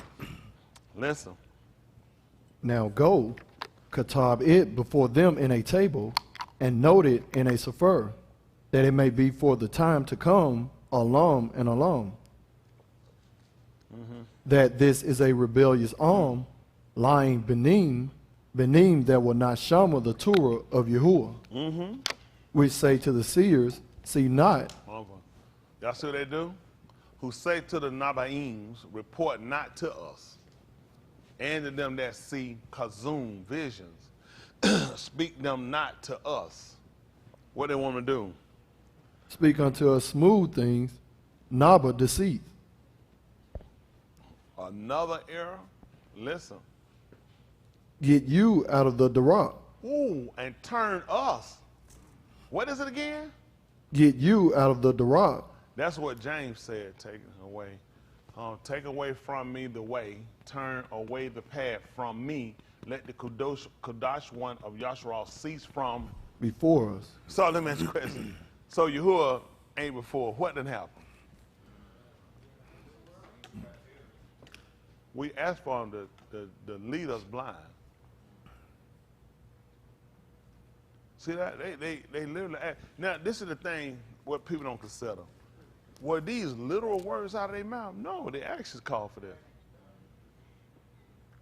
These are the people they upheld. They upheld these people. I don't want nobody telling me about no stuff happening, going wrong on it. I come to be lifted up, and I need to be encouraged. And that's literally what their actions told. To look and turn us aside from this way, remove from us this path, and remove from us the oracles of Yahshua. So the Torah is what keeps us. That's what Daud told her, that the Torah was a light unto my and a lamp. What would that be for? If the path is lit and I can see my feet, how I get off? No occasion. No, it looks stupid. Man, you don't believe it. I fell again. Like, nigga, you clumsy? How you falling and you got light to your feet and your path? Not only you can see where your feet going, you see where they need to be going. If your feet try, you're like, that ain't even the way. The light is here. That's why he had no problem with sending people to Sheol. That's why he had no problem, because this is what you're asking for when you're not compliant. I got them in here too. I got members here. They know it. They only want y'all to raise your hand because you're going to tell a lie. Somebody raise their hand for somebody else, and some of them know they are just in total, just in denial of, and just live to fight against whatever I say. Oh, y'all see this. Folks just live to do it, and it's going to be your hurt. It's going to be your hurt. It's going to crumble your day down. I don't know what folks get. What do you get? Let me tell y'all something. This is how dumb you are. Why would I follow somebody I feel like no less to me? Why? What would they be saying about my intelligence? What would Yahushua look like walking around in the Charlotte Kingdom trying to lead him and teach? Sit down and see, G, them try to do this. Interesting. Interesting. These books ain't in order now. I got you. They're like, that makes no sense. That makes no sense. Because people in their mind are trying to justify a secret way, but it show you every time. Even for me, he had to do stuff to make sure I don't get too big for my britches. Everybody it's a place level place that we got to keep. You got to. It's a way. The man got an order set. The man don't have nothing where people just do everything. Everybody rank that the same. He don't have he have an order. You got to have an order. You got to have a pick on how things are run, how things are done. It's about us learning how to follow. That's just being honest. And he tried to show us what we wind up doing. And people say, who that stupid? Who would actually do that? You. This is what you'll do. That's why people go get people. And they literally don't want to be. They'll be stepping, oh, no, I don't want no, try to tell me something. I can't hear nothing you say. That's how, you know they done it. That's stupid. I used to do that. You still do it. That's why I tell them, raise your hand, you're going to tell a lie. You're going to tell a lie if you didn't raise your hand. That being honest. And that's where we at. And until we recognize where we at, how you going to get somewhere better? You can't recognize where you at first. We got to get past the way we used to be, the way we process things, the way we used to do things for a betterment. I ain't telling you let something just go. I'm telling you let something go because it's holding you. It ain't helping you. It'd be different. Hold something that's helping you. I got something, I'm going to hold on to it. Is it helping you? No, I just want to hold on to it. Man, that'd be your own fault. A lot of us, I mean, just like when I even talked about letting go of people we hated and stuff we did. I know it was hard for people, but not for me. It really wasn't. Simply because I want him to let go of what he had against me. And that's more important to me than anything I could ever have against anybody else. I mean that. Ain't a person on the planet I got nothing in my heart against. My Lord, again, that I'm willing to wrestle with and fool with it, and I'm trying to get that man to do what he's doing. I want that man to see I'm honest about this thing. I ain't went to him one time and said, please, can I hold on to one? Because you know what I'm thinking? When I'm asking, he might be saying the same thing. I'm going to hold on to one for you. I appreciate you for letting me know that, because you're not honest. And everything that I had to do in just forgiving people was about Tony Smith doing something that's beyond what Tony Smith would do. Because I'm one of them niggas, I hate you to the grave. I dig you up and spit in your nose. I try to get you on life support to get you back. They know I hate you while you're in the grave. I could be that kind of nigga. I could have. But Mr. Yahuah had let me realize, but what you want from me? And then let me get this straight when I say that. It ain't that a person not going to pay for what they done. The problem becomes, have you really fixed everything you got going on with me? Before we get into, you know what I'm saying, hypothetically Justin. Oh, I need Justin to burn. I need to. Because he look at me saying, I need you to burn. I can't imagine whatever hurt Justin could have brought you could have been more than you bring me. You see what I'm saying? When he try to rationalize, I try to hype that I'm going to rationalize what Justin did. Justin hurt my feelings. Justin made me. Justin lied on me. Justin got, Justin one time, And then I'm trying to use it. Just like, he like, why me? How I get you? All right, let's transfer. Let's use somebody undone. Hayward. Let me go. Hayward, you don't mind getting Hayward. We start that stuff. Hey, you know when change start, Hayward? Starts today. But yeah, we'll leave it on Justin for now. But in saying that, if all of the process there, what have I done less than what I made up about Justin? Everything I named, and most of the stuff we had, let's say you stole from me before. Let's say you lied on me, you made me upset, you got me in trouble. What else you could have done? Stole my car. What have we done? I'm going to compare that. I'm telling you, I can't name everything I've done against this man. And I'm saying, don't forgive Justin. Let Justin burn. He need to go now immediately. All man looking at, I'm weighing out these 5 things Justin did against this 500 you done. And when I go and do this to Justin, I can't see bringing you him. I just can't. It won't be logical. And that's what we mess up at. So get what I do. Put everybody aside. Put aside. I had to do like the Godfather did. I put all my vengeance in my son when he died. That's what he did. He said, put all that vengeance in him. Then he said, done. He said, forgive. But if something happened out of that, for that, I don't forgive. So we had to start looking at some stuff you just got to put aside. That's why he told lay aside every weight and the kataim. That's so easily perception. Because a lot of us let me speak for me, but I'm saying I've held stuff on people. I need to make sure all my stuff right. Let me get all my stuff right before I put something on you. How about that? Let me make sure all my debts paid and cleared up before I start want something to happen to somebody else and want somebody else don't make it. It's bad to want something on somebody that you ain't in the state you need to be in. I'm letting a hospital got a life support on me and kill him. He need to die right. Nigga, you ain't but one breath away. That machine blink, lightning hit, generator hit, you out of here. You better leave that stuff alone. You don't life support. Yeah, I know I'm about to go, but there's some folks I want dead now. You'll get some people, you know what, unlike us, when you know what changed us, what changed people sometimes, you get a person that's like, you find out you got 10 days to live, 6 months to live. You process stuff a lot different. A lot of stuff you ain't got time. How much time I got to do this? How much time I got to argue? I got 10 days to live. How much time I got to argue with you? Oh, and another thing I need to get your behind straight about. Folks want to come and politics, you don't even, listen, don't even worry about that. All you think about that point, I need to make sure I'm good before I get out of here. Don't y'all know that's how we got to start operating? And you'll find you'll have less time to hold stuff on people. You seconds away. You know what, man? Somebody just got killed in a car crash, head on. You ain't going to believe what they want. They went on life support and didn't have cancer. Did y'all know that? Didn't lose their eyesight. Listen, look down. Somebody else didn't pay attention. Somebody else was drunk. They dead. Listen, perfect health. Nothing wrong with that. All their organs be donated. So let's get out of, if something came on me like cancer or something like I'm going to die, I think that'll make me start thinking about, Yahuah fix it where you ain't never going to have to worry about that. That ain't going to be your issue. I'm going to take you out with one hand. One blow, I'm taking you out of here. One blow, you out of here. And you thinking you're going to make it to a hospital, you won't get the opportunity some people get to live up in a hospital and get to meditate and consider. He said, no, not you. I'm going to take you out with one blow. All right, I'm trying to tell y'all something. Let's see something. So this is what I'm trying to say. See if that your cars are called. They call Ezekiel. See that 22?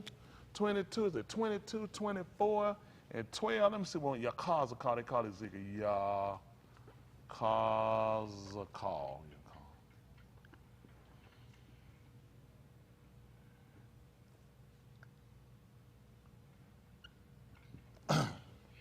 I try to tell folks here about being fair and being right with folks and being just with people.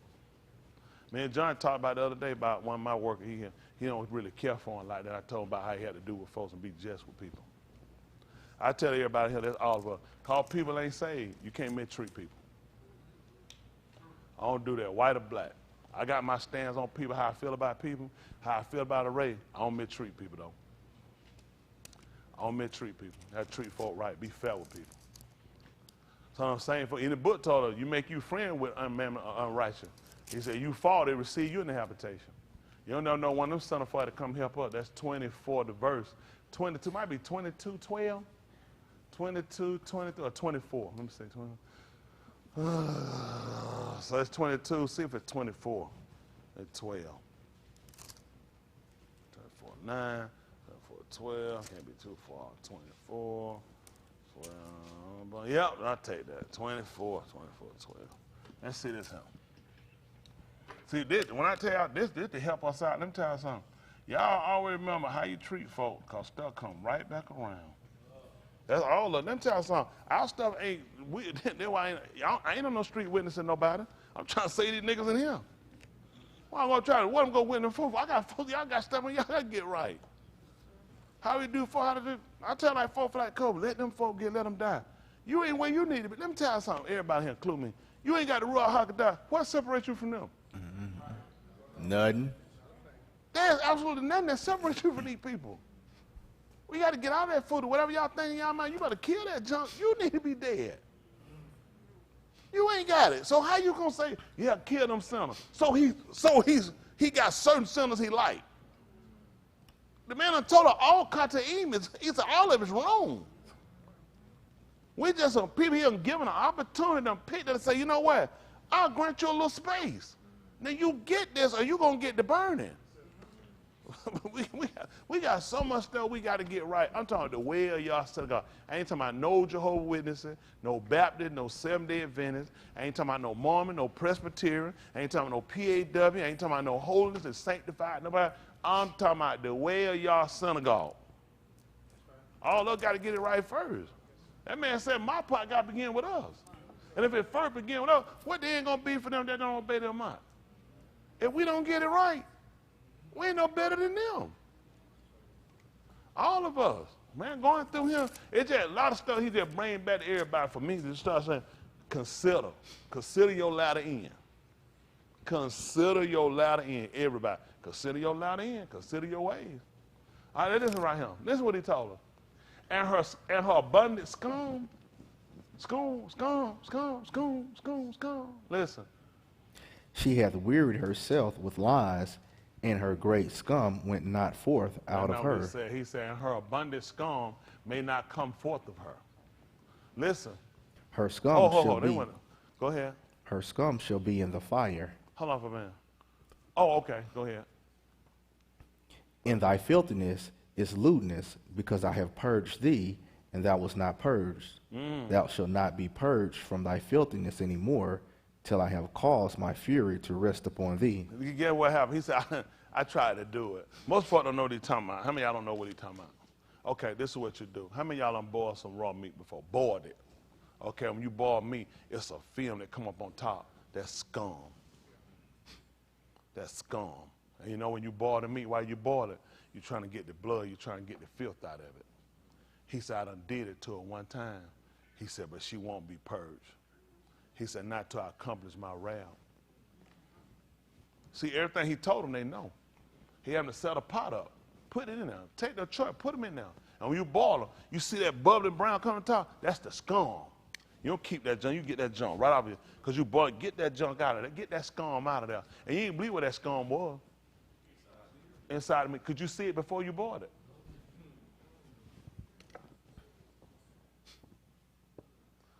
How many of y'all done seen that come up before? How many of y'all looked at and said, ooh, I'd like to get me some biscuit and run it through there and get it? You're like, that stuff disgusting. Guess where it was? It was inside that meat you want to eat. But you knew you had to get some stuff out of it. Now he said, I've done this before. And you know what? She will not be purified. He said, not until I accomplish my wrath. Listen. I, Yahuah, have spoken it. It shall come to pass. So what are he trying to tell y'all? Won't come back to him void. Said, huh? What'd you say, Chris? The bar won't come back to him void. That's it. That's all you want to know. He said, I done spoke it. I, Yahuah, have said it. And it's going to do, listen, it's going to be, when he said he going to purify him? When he going to do this again? He said, when I accomplish my wrath. He said, when I accomplish my wrath, then she'll be clean. He said, I'm done. I done did this before. I'm not doing this no more, not till I accomplish my wrath. Listen. And I will do it. I will not go back. Neither will I spare. Saying, what that man ain't going to delay?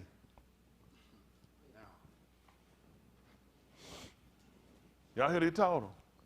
And see, you were told in the 5th chapter of the book of Kahalah that when you vow a vow, can we say don't delay? Mm-hmm. Yahuah said, I've said it. I'm going to do it. And I ain't wasting no time in getting action on it. This calls to action quick. Listen. Neither will I repent. Oh, my goodness. Because you know what he did? When he going to destroy Nineveh. How long? How long going to take? What'd he do? I repented. He didn't delay. He said, I repented. So he had to justify. He said, I didn't delay. I don't want nobody to never think I delayed on it. He said, I repented, though. So you know what they could look at on this one? He probably ain't going to do that. I bet you as soon as they come on, he wind up. Rob saying, you know what? I changed my mind. I ain't going to do that. I ain't going to delay this. It's going to be in a hurry. And on top of it, I'm not repenting. So that was definitely going to be hard for them. To realize this finna happen soon. This ain't that stuff, yo, Tuladol. He said, I'm doing this now. Y'all hear me? And I ain't going to repent.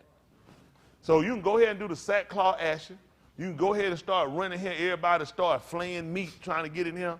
I assure you, I'm not turning back. You know these people, because everybody know how to get out of stuff. Come on, you know how to get out of stuff. Come on. As soon as she get a whooping, she get a ball up like one of the little words. They be trying to hit it. Why you done hit so many plays, you got to kind of give up on it. There's ways you could do stuff to kind of get stuff to kind of decrease or either just turn back from it. Yahuah said, I'm not going to delay it. This is going to be quick, and I'm not repenting. For them that know him and know his wrath, you know how fearful they had to be for them? Ain't nothing we could do. You want some lamb chop? Leg of lamb? Whole lamb. Bullock. They're just trying. I'm just seeing what he go for. You don't know what people's soft spot. The man I told you, I'm not repenting. And I'm finna do this immediately. Listen. According to thy Darakim. And you say according to who? To thy Darakim. Talking about the way you done tried it. The path you've been going to let it. See, then when it gets you there, they don't think, man, why he tripping? Sometimes folk be tripping, man. I ain't trying to say I'm against him, but sometimes don't you think some of this stuff, man, we don't be undone nothing? Man said, it's according to your ways. That's why I won't delay it. And that's why I'm not repenting. So now you can see why there's a way that seems right to a man. Mm-hmm. But the end thereof. Ways of move. And this is according to what is it? Your Darakim. You're talking about the way they specified. The way you've been tried. You see how they look at things, how they look at it differently? See, nobody can go and like we do try to figure out what done happened, what done went wrong, and what somebody else done. No. This has been according to the way you've been going. This is the road you've been traveling, bro. This is it right here. This is the way you've been tried. Now, I'm not delaying this, and I'm not going to repent for it. That's bad, which means I'm not going to feel remorse for you. When you start hollering, it is enough, Yahuah. We've learned. We've grown. That man said, I have no remorse for you, and this is because of your ways. This is because of your ways. Can we see what repent means? Maybe we missing something. Maybe I don't want to make up nothing about nobody go home and it look like I preach my own thing. Oh, let's see. Because he said he wasn't going, let me see. He wasn't going to feel or express sincere regret or remorse about one's wrongdoing, or that's why it said according to your ways. This is according to your way. He said, I ain't gonna feel sorry for this stuff. You ain't gonna see me. You won't quote no Jesus wept on me.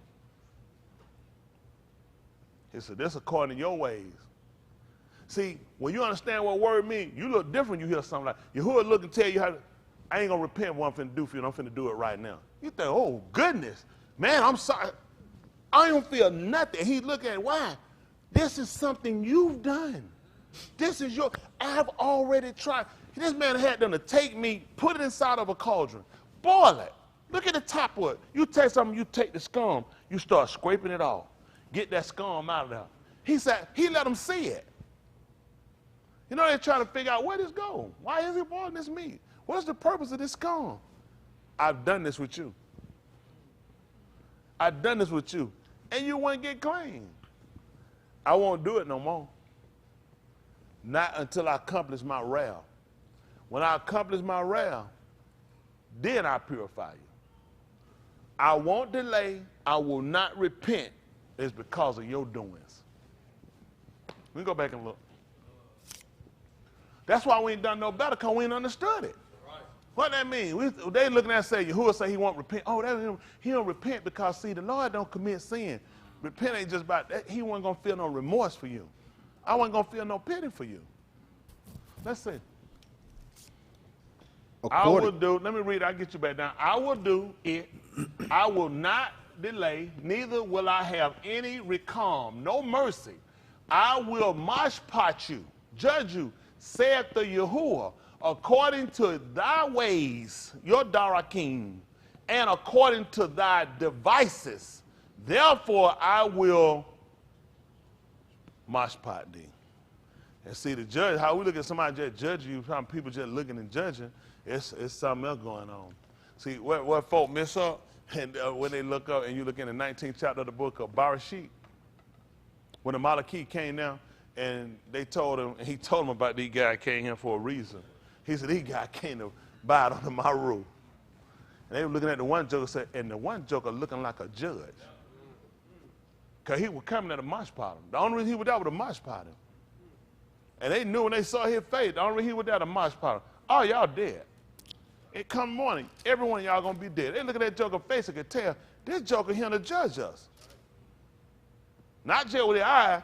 What happened to him? He condemned them. Come say he condemned them with an overthrow. And it was according to their ways and their devices. Who didn't repent for that? When he put the fire out? When he stopped to start blow that scissor? He said, no, I ain't finna blow no scissor. That scissor burn. Anyway, he won't get no blowjob from me. He done. You're done, son. Let him burn. He ain't get no blowjob. You're gonna burn. Who will let her know? Now he's telling you, now, according to your way, according to your devices. I'm not going to repent. I'm not going to feel remorse. I'm not going to have anything for you. I only want to see you done and wiped out. He said, until my wrath accomplished against you. He said, that's the only way I'm going to have to purify you. Let's see what happened. Y'all want me to start bringing a message in, like write up something, come on that way y'all don't have to hear stuff like that. I could write up something that ain't got no bad words in it. I'm just checking. Y'all don't look too happy. Listen to what happened in 14. I'm sorry, we read that? Yes, sir. Did we finish all of it? Devices, on their way to devices. Hold on. Did we read this? Okay.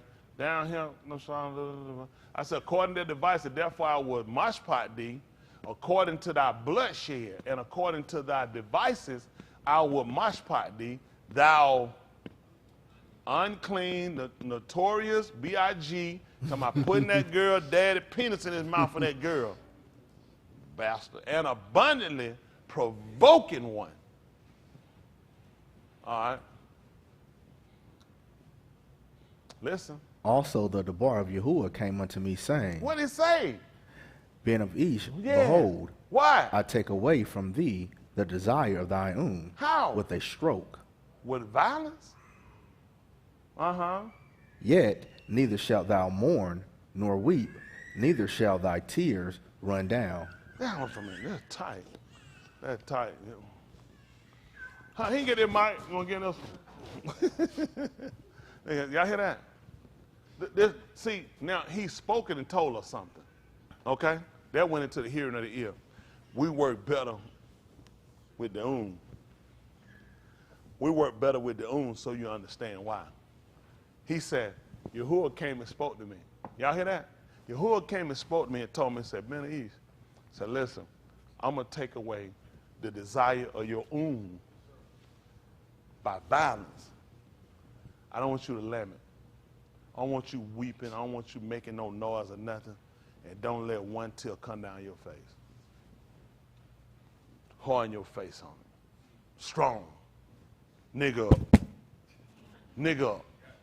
Listen. Neither shalt thou weep. Listen. Forbear to cry, make no mourning for the moot. Thou shalt groan for dumb, and have mourning upon thy loins. It is the 16th verse. We're at the 17th. Did we read 16? Yes, sir. Okay. He said, forbear to cry. He said, thou shalt groan for the dumb, and have mourning upon thy loins. Thy hair shall not be braided upon thee. That's different. He talked about putting a tie. Here they said braiding. That's not the same thing. The tie, it sounds like he put a turban on his head. Mm-hmm. Here the Greeks are saying he's not supposed to braid his hair or braid it upon thee. And thy sandals shall be on thy feet, which upon thy regal. Thou shalt in no wise, can you scroll up a little bit, please? Hold on. Thou shalt in no wise be comforted by their lips, by what they say, and thou shalt not eat lakam, bread of ish, unashamed men. Y'all hear that? Listen. So I spake unto the arm in the morning. You spoke to him when? In the morning. And what time? What happened? And at even my ashah moot. And what did you do? And I did in the morning as I was commanded. How long it took her to die? A couple of days? A week? That's how you know about Yahushua.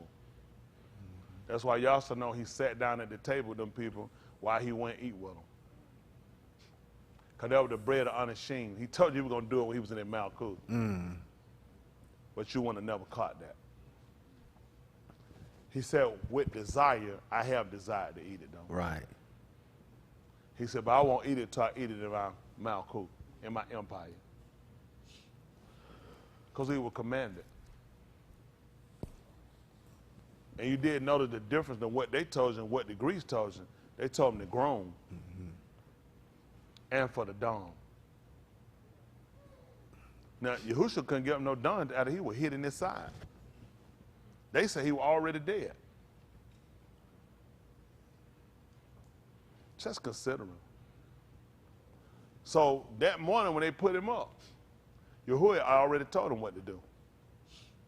And that evening, He moved. that's when he died.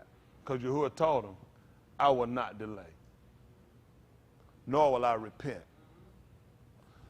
Yahushua tried to get him to. When he sat down, he withdrawn about a stone cast from him. He told him if he would do, what would he want to do with that cup? His head would build him. He said, but nevertheless, not my will. Yahuwah said, I wasn't repenting. I wasn't going to repent. There was no way he was getting out of this one. Listen. And the arm said unto me, wilt thou not tell us what these things are to us, that thou doest so? You said, listen, they want to know. And the arm said, the people said, which the arm said to me, wilt thou not tell us what these things are that thou doth? Because they ain't stupid. This is a nabah. Nothing just happened. The man's wife just died. That's the man's wife. Why the man ain't crying? I know I'd be all falling out. Folk got to pick me up, dragging me across the floor. Did anybody know why he wasn't crying? Hands, hands, hands. I got my bishop right now. Now, bishop, you got Chris over him. Do bishop want to take it? Or bishop want to pass it to a flock, to a fold flock? Who you saying get to? Just found. Oh, somebody said Ian had their hand up. Ian, you think you know the answer? They're going to be tight, Ian. That's a lot of pressure. Let's see what he got. What you got, Ian? He said, he'll let it pass. That's a good answer. He said, I'll let it pass. Bishop, you can take it. No, you should. Hold on for a minute. Oh, he said let the bishop have it. Oh, that's mighty nice of him. Let me ask you a question. Yes, Is sir. he going to get it? It's easy, so he should. Oh, woo, Lord D. Door. Go ahead. Tell him what, Bishop.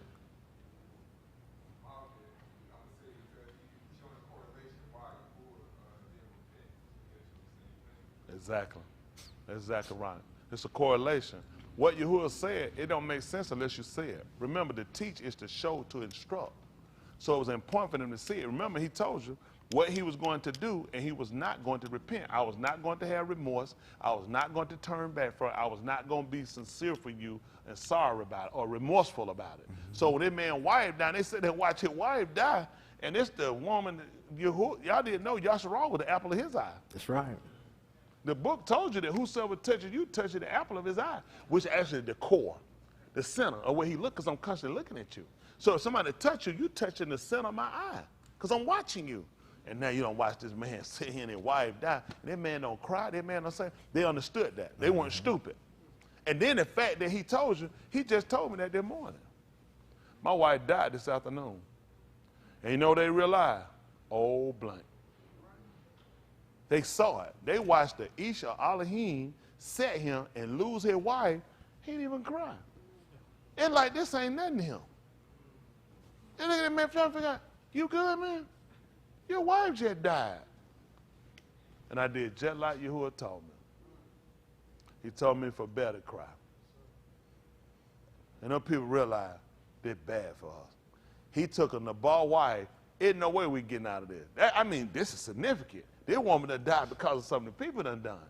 Just to be an illustration. Just so they could actually put it in their mind to fathom this. You hear him saying he gonna do something. You just watched it.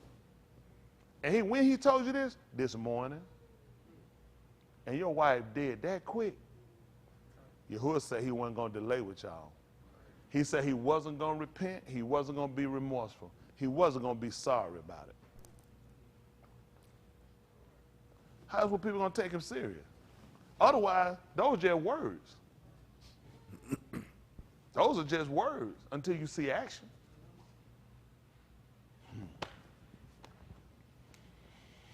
Let's see what the 20 say.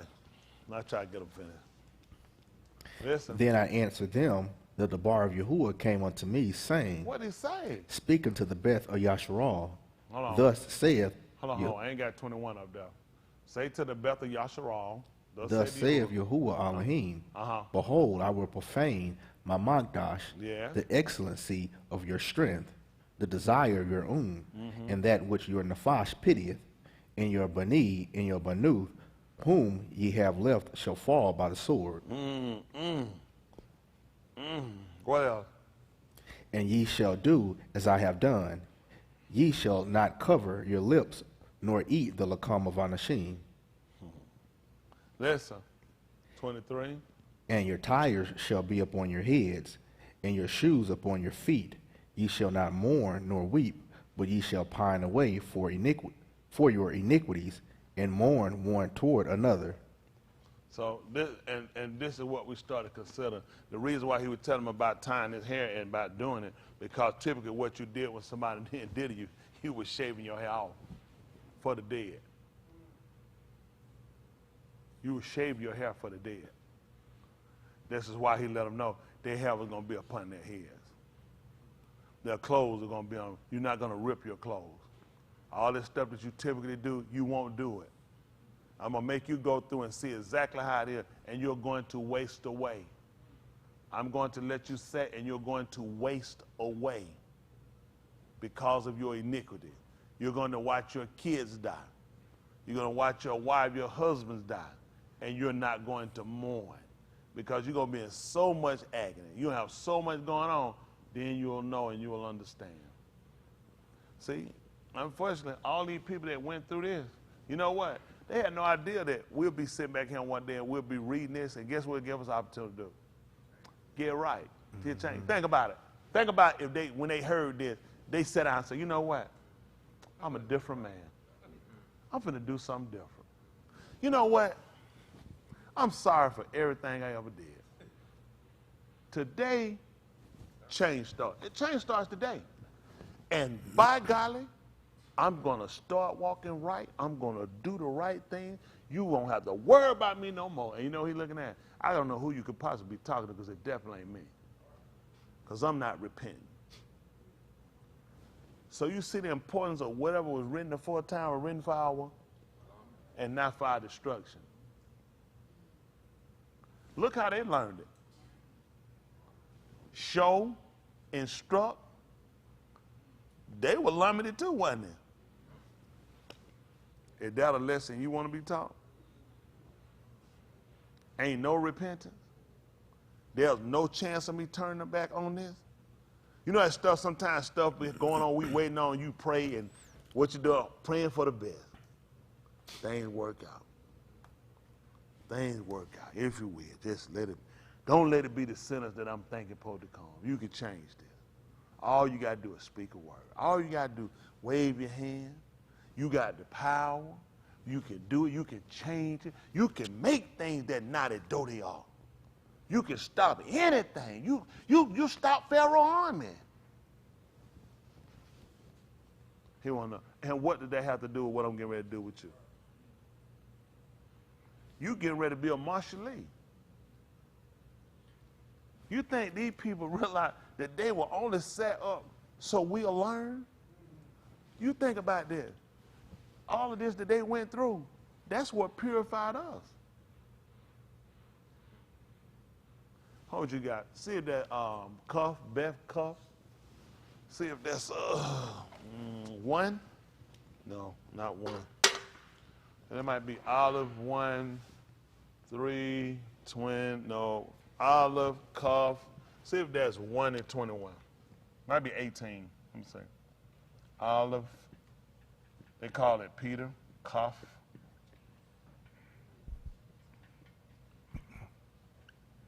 Say that 1 and 18. Let me see. Yeah, I'm gonna walk down. Let's see what they say. That's fine. Now listen, knowing. For as much as ye know that ye were not redeemed with corruptible things, as silver and gold, from your vain conversation received by tradition from your Abba. Hold what you got. Hands. What are we gonna correlate that to? Hands, hand, hand, hand, hand, hand, hand, hand, hand. All right now. Who finna outrank a high-ranking brother like Op? Who be getting all their answers almost right? You been around, say probably one of them probably. One you were a little higher than you're supposed to be, but you was in the same book. He out here. That part we're talking about him. Knowing that you were not redeemed with corruptible things as gold and silver from your vain conversation. With conversation is not just speaking, but behavior. But behavior of the traditions of your Abba. Hold on now, I got Ryan, I got Jesse, I got, oh my God, I got cookies sitting out there too, this tight. So I ain't got no bishops, no apostles in there. That's tight. Oh, I got one in the ranking. Now let me tell you who all I got on board. We got Kennedy, Jesse, Ryan, who was first, Cookie. Now I got a bishop. Who y'all think we need to go with? Uh-oh. Now somebody, Dwight said we need to go with a Mexican. Cinco de Mayo coming up. How many of y'all agree with that? Let me see hand. How many say we go with Jesse? Now, that's a couple of hands. How many say we go with Kennedy? Couple of. How many say Ryan? That's tight, Ryan. Ryan ain't raised his own hand. He don't believe his own teaching. How many say Cookie? 2 people. 3. Brittany said, oh, that Cookie, that right there, my husband. All right, 3. All right, I look like the Mexican win. How many say Bishop? Hold on, 1, 2, 3. Hold on, the kids in here, how y'all get with that joker? Oh, Bishop Jaheed. No, that's that nasty, yeah, no. Oh, we got 2 hands. He got a member out there. All right, look like Jesse might outrank everybody. Cinco de Mayo. Boom, boom, boom, boom. What Dane told you to say? Tight. Who else got an answer? Who else got an answer? Jesse said the golden calf. Who got an answer? You got an answer. I got Kerry said he'll shoot. You want to let your uncle shoot or you want to shoot? He said, go ahead, Kerry. If you talk down like that in your hand, we can't. Hold on for a minute. Hold on, stop for a second. Hold on for a second. You said, let me shoot. Then you said, I'm thinking. How you answer you thinking? Which one is it? Keisha said, please don't let me down. Who? Oh, you talking about not thinking Micaiah in the 17th chapter book of Shaphatim. They call King. He talked about his mother took the silver and the gold stuff. Anybody else got an answer? What you got, Ryan?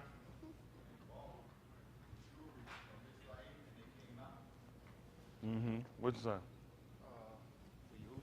Who? They try to give silver and gold. Y'all didn't get no bad answer, but Jesse was right. Hold what you got right quick. Say that. Jesse was right. He was right. I want to see where y'all was going. And kind of what Ryan was saying makes sense. But see, what the reason why you're looking at this, remember when the people came out in the 32nd chapter, book of Shemut, Exodus, the people asked them, did anybody have gold or silver? They took it out of their ears, and when they made them, they said, behold, these are Elohims that did bring us out of Mitzrayim. So you're talking about Redeemer. They wore it, he gave it to them to come out. But they thought to use it to show as a representation of this is what brought us out. So the conversation makes sense. Because this is what he's telling them. Knowing that you were not redeemed with corruptible things as gold or silver from your vein, because when people look at conversation, it's not just your talk, it's the behavior of the tradition of your Abba, because that's what they thought. So let's let them just look at it right quick. Should be Ala Shemut, Exodus they call it, the 32nd chapter, 20, 15, see if it's 14. Might not be that far down. Prevail unto the table, 15 up. So they're probably up about 5 or so. Al Shamut. And these were the names. Let's see, 4. You said 1 or 2? Verse 1 or 2? All right, we'll go back up. 1. I put 4. All right, let's see. Listen. Your mic got to be on.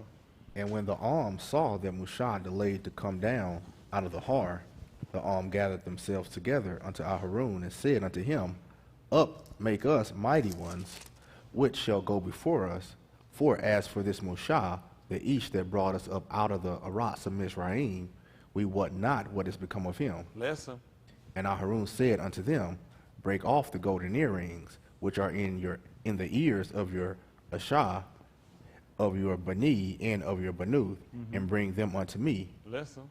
And all the arm brake off the golden earrings which were in their ears, and brought them unto Aharon. Listen. And he received them at their hand, and fashioned it with a graven tool, after he had made it a molten calf. And they said, These be thy mighty ones, O Yasharal, which brought thee up out of the Arats of Mizraim. So what do they believe in redeemed with?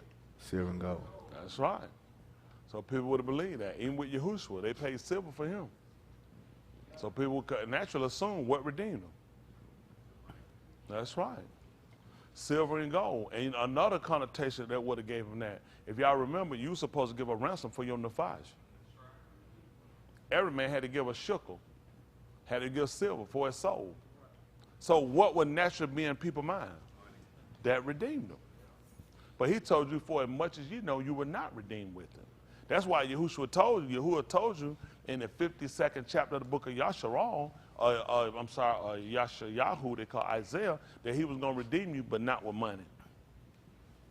He said I was going to do it. He said it wasn't going to be with silver. It was not going to be with gold. Let's see right quick we told you, Yashayahu. Y'all need to know this. And why and then when people stupid, why they so stupid? Why wouldn't they think it? They came out, what did they get? Gold and silver. So why would I not think it had nothing to do with my salvation? It had nothing to do with my deliverance. Why wouldn't I?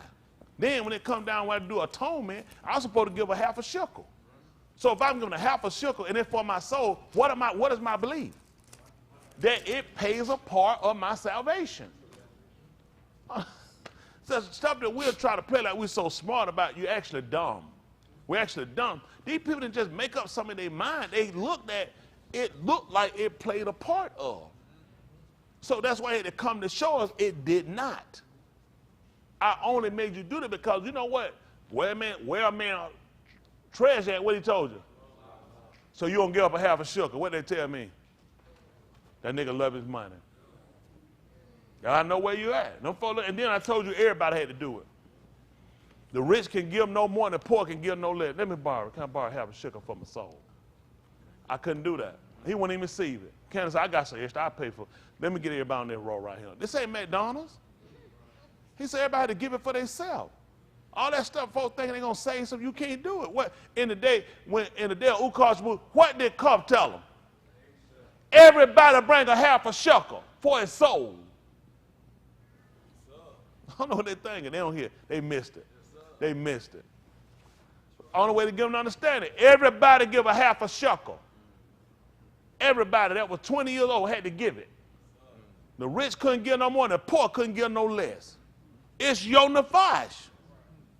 Now, either you don't value it or you love your money. That's the only way out of it. If they could follow me and pay attention, whew, it'd be dangerous. Well, I told you 52, do 52 and 1. Yes, sure.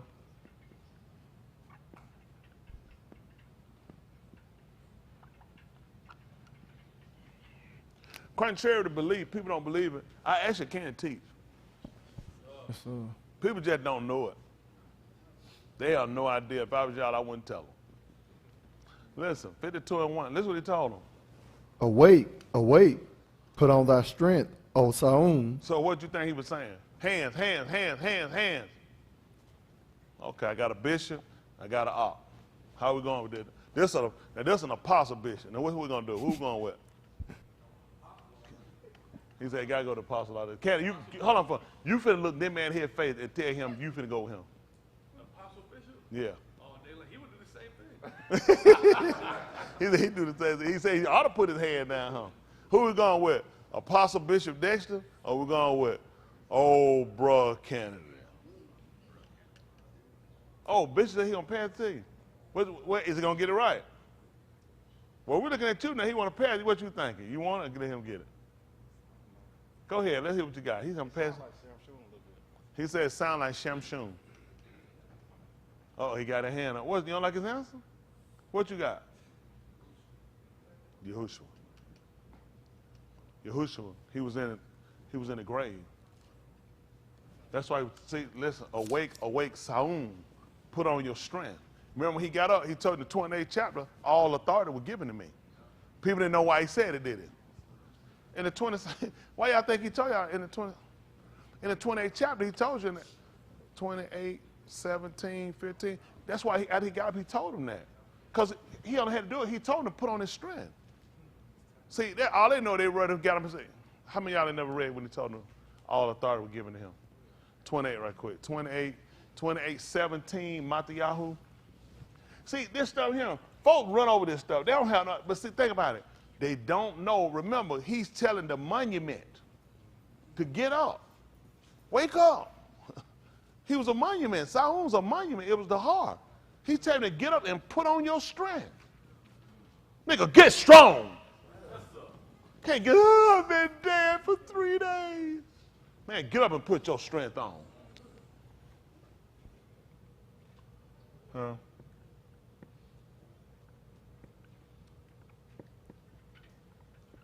Let's see. Something like 28, 17. Let's see what it says. Listen. And when they saw him, what happened? they shakah him. They adored him. But some doubted. Listen what happened, 18. And Yahuah came and spake unto them, saying, What could he possibly tell them? all power is given unto me in Shamayim and the Arats. Put up right quick, verse 1.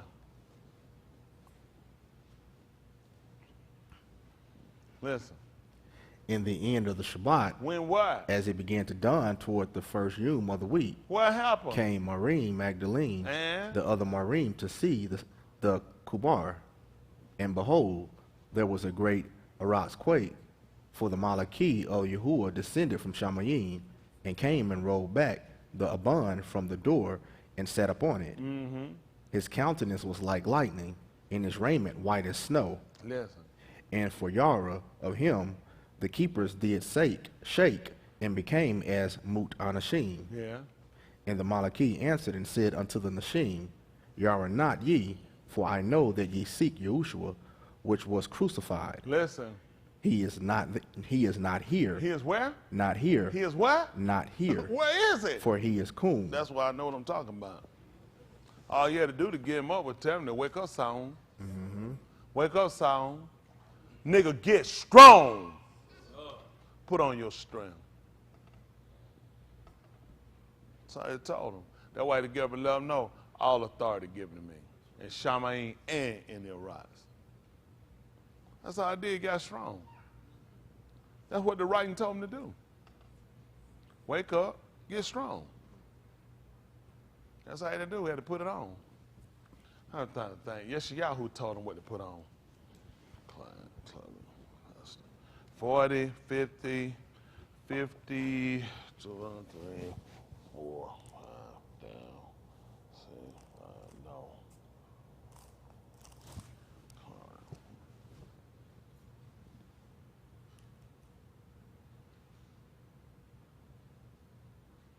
I'll come back. 56, 8, no. 58, down, 9, no. 62, rest, light, shield. Put on, and Yahuah had told about putting on this shield. 59 is what I want. 59 and what, 17? Say that 59, 17. That's on. Good one. Yahuah. Back me up to 17. Back me up to 15.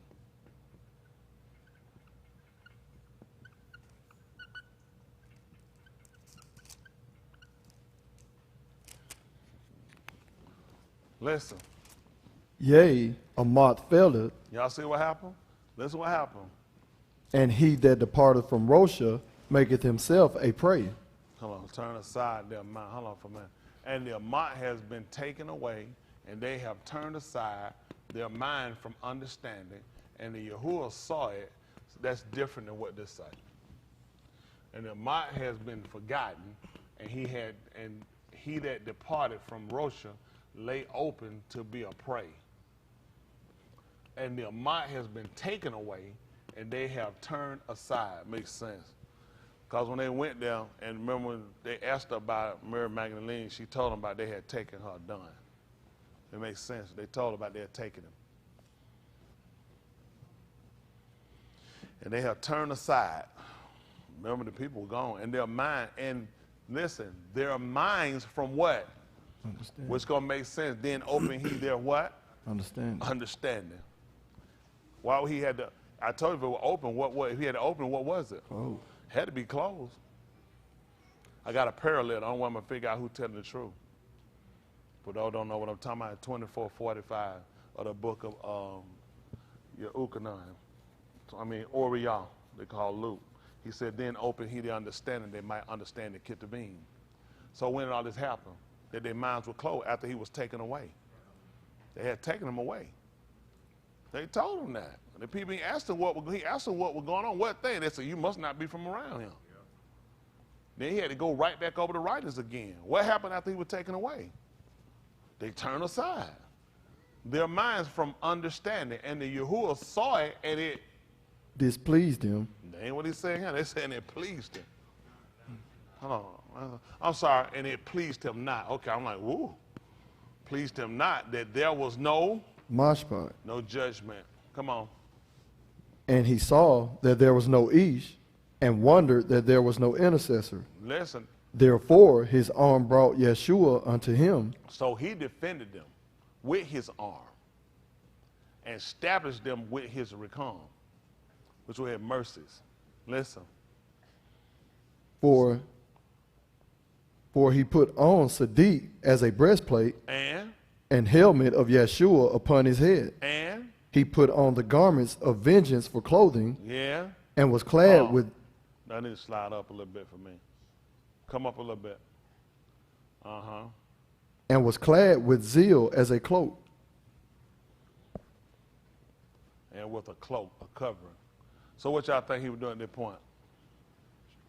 He was putting on his strength. Come on, brother.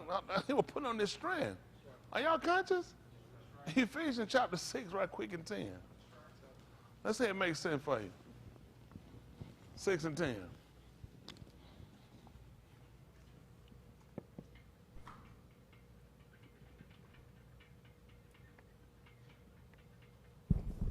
Listen. Finally, my Akeem, Hold on. See that? Finally, oh my goodness. Listen. Finally, who? my Akeem, Oh my goodness. I couldn't imagine what he's going to tell him. be strong and they are done. Huh? Wake up. Wake up, Akeem. Put on your strength. Listen. And in the power of his might, Wow. What you want him to do? put on the whole armor of Elohim, I am so confused. Why does he tell you to put on what Zion had on? Because you're a monument. In the book of Zechariah, he told Yahushua then. He said, the men that are with you are for signs. They were for signs. I don't know what they're doing. He told them that. Then he said, these are men to be wondered at.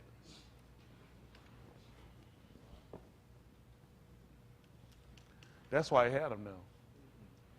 See that the 5th chapter of the book of Zechariah, 5, 9, 12, read 7, 5, 7, 9. Start 5. Let's start 5 and 1. Should talk about it close.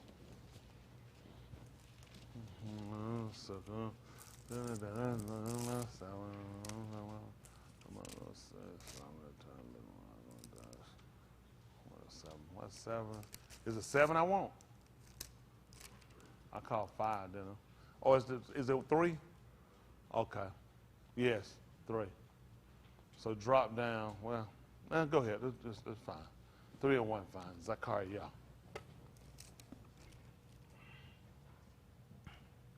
Zechariah. So get y'all finished.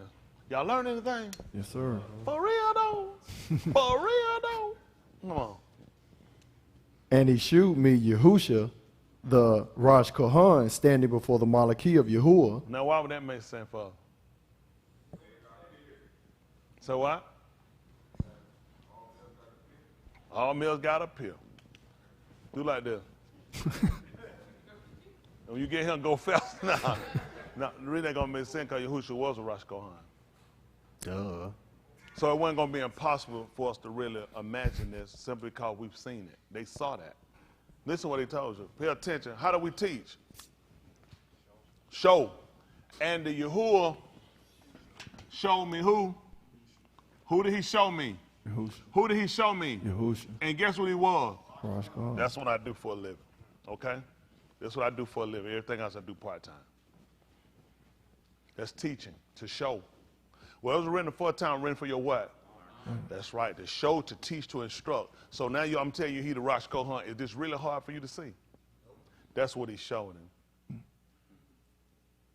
That's what he showed him. See, you got to see this naturally before you can even put it in your mind from the rock spiritually. He showed him, Yahushua, the Rosh Kohan. Y'all got it?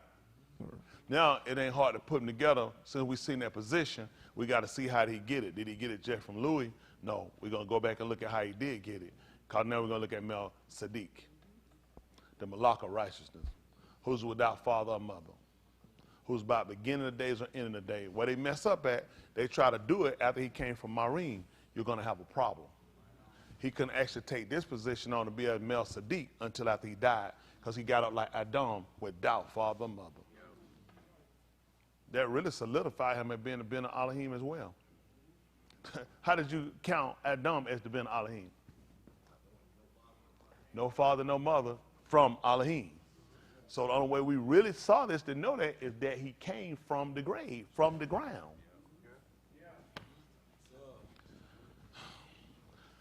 This is going to be the problem. Put your eyes and tell me you see him come down. They see him go up.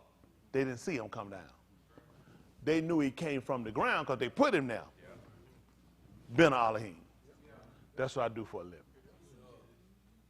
That's what you know. You knew absolutely nothing with him coming from there. That's why you couldn't see him go up. You know why? Hands, hands, hands, hands, hands, hands, hands, hands, hands. Wow. Tell them why. Bishop, hold on. I got an apostle and a bishop. I got to flip a coin. Who we going with? Bishop, or an apostle bishop? Kashi Carter. He's an apostle bishop. Black Will, all day. Come on. You ain't offended, are you, Bishop? All right, come on. You didn't, hold on for a minute. Let me get what these guys do. You know what I'm picking up what they're doing now? These guys are raising their hand saying, maybe he ain't going to call me, but I look like I had an answer every time. Because if you had your hand up, you had an answer. Go ahead.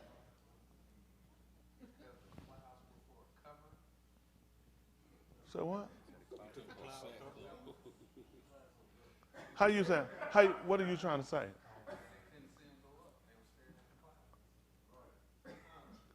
Tell me, we know that. We know that. They couldn't see him. Yeah. Okay. You couldn't see him either, but clouds were covering. Where we at, other bishop? Exactly. That's what it was representing. Because you just told he was Melchizedek, which means he was a Rosh Kohan. You can't see when he entered into the most sanctum, when he entered into the sanctuary. Come on, Khan. Wake up, I King. Put on your strength.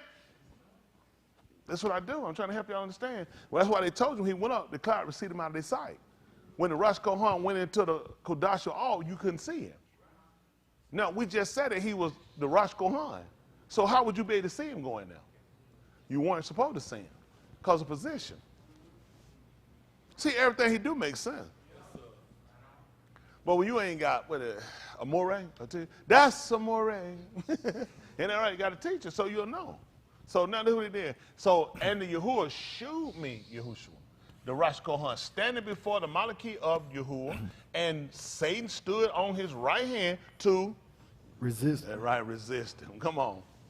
And Yahuah said unto Satan, Yahuah rebuked thee, O Satan, even Yahuah that had chosen Jerusalem rebuked thee. That's why you'll see devil over him, Diabolos. They use, I think, Greek is Diabolos or Spanish. Satan, they all did use Satan. They use this because they show you everybody put their influence in. They created the devil. They created the name devil. That's why when they wrote, even though they'll write more accurate than others, everybody throw their own little derision in them. I like devil better. That's how they get you. See, everybody play with you. Let's read the Greek. The Greek more accurate. Now the Greek play with you and give you a made-up word that they made up. They all take turn making up stuff. Come on. Is not this a brand plucked out of the fire? Y'all see that? Hold on, in Yahuah. Hold on, man. The Yahuah rebuked thee, O Satan. Even the Yahuah that had chosen Jerusalem rebuked thee. Behold, is this not a brand plucked from the fire? Okay. Come on. Now Yahushua was clothed with filthy garments and stood before the Malachim. And he answered and spake unto those that stood before him, saying, Take away the filthy garments from him. And unto him he said, Behold, I have caused thine iniquity to pass from thee, and I will clothe thee with change of raiment. Let's say with a long robe, him. Raiment, clothe thee with change of raiment. Okay, with a long robe. Okay. Come on. And I said, Let them set a fair mitre upon his head. So they set a fair mitre upon his head and clothed him with garments. And the Malachim of Yahuah stood by. Come on. And the Malachim of Yahuah protested unto Yahushua, saying, Thus said Yahuah of Sabaoth. Man, protest is different. Protested should be different than testified. Look up protest. They put protested. We'll go with the ED on the end. That might not be past tense on ED. It might have a whole different meaning with the ED on the end of it versus protest. Protested, express an objection to what someone has said or done. Protested. Well, when you look over here in On the Greek side, the Greek said he testified. Protested would mean that they had objections to what someone has said or done. Declare firmly, emphasize, which I put something different, which emphatically in the face of stated or implied doubt or in response to an accusation. It's going to be tight. Come on. Let's go back to what we were reading. See why you got to check behind everybody? What you think about that, Boston? Protested versus testified. Y'all see how they get us, though? So now we'll say that the Malachi Elohim came down and stood in front of Yahushua's face and protested against him. But this is how quick it is to get off.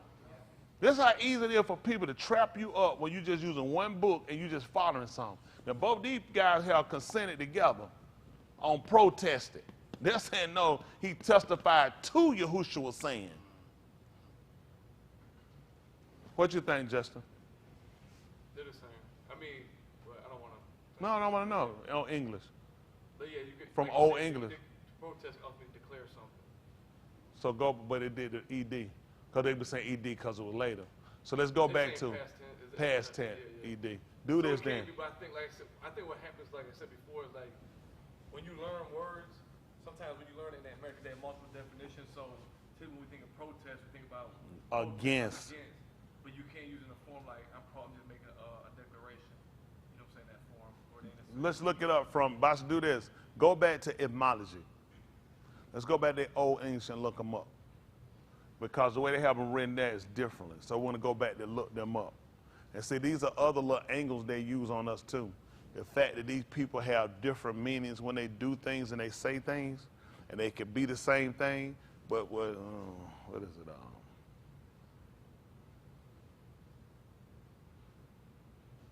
Is it synonyms where they could be the same, but they be different words? Synonym?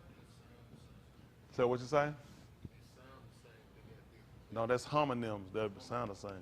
Homonyms are different. Synonyms have the same meaning. They're similar in meaning. They just be different words. What you say? Thesaurus is synonym of the same word. Thesaurus. Thesaurus. You heard it?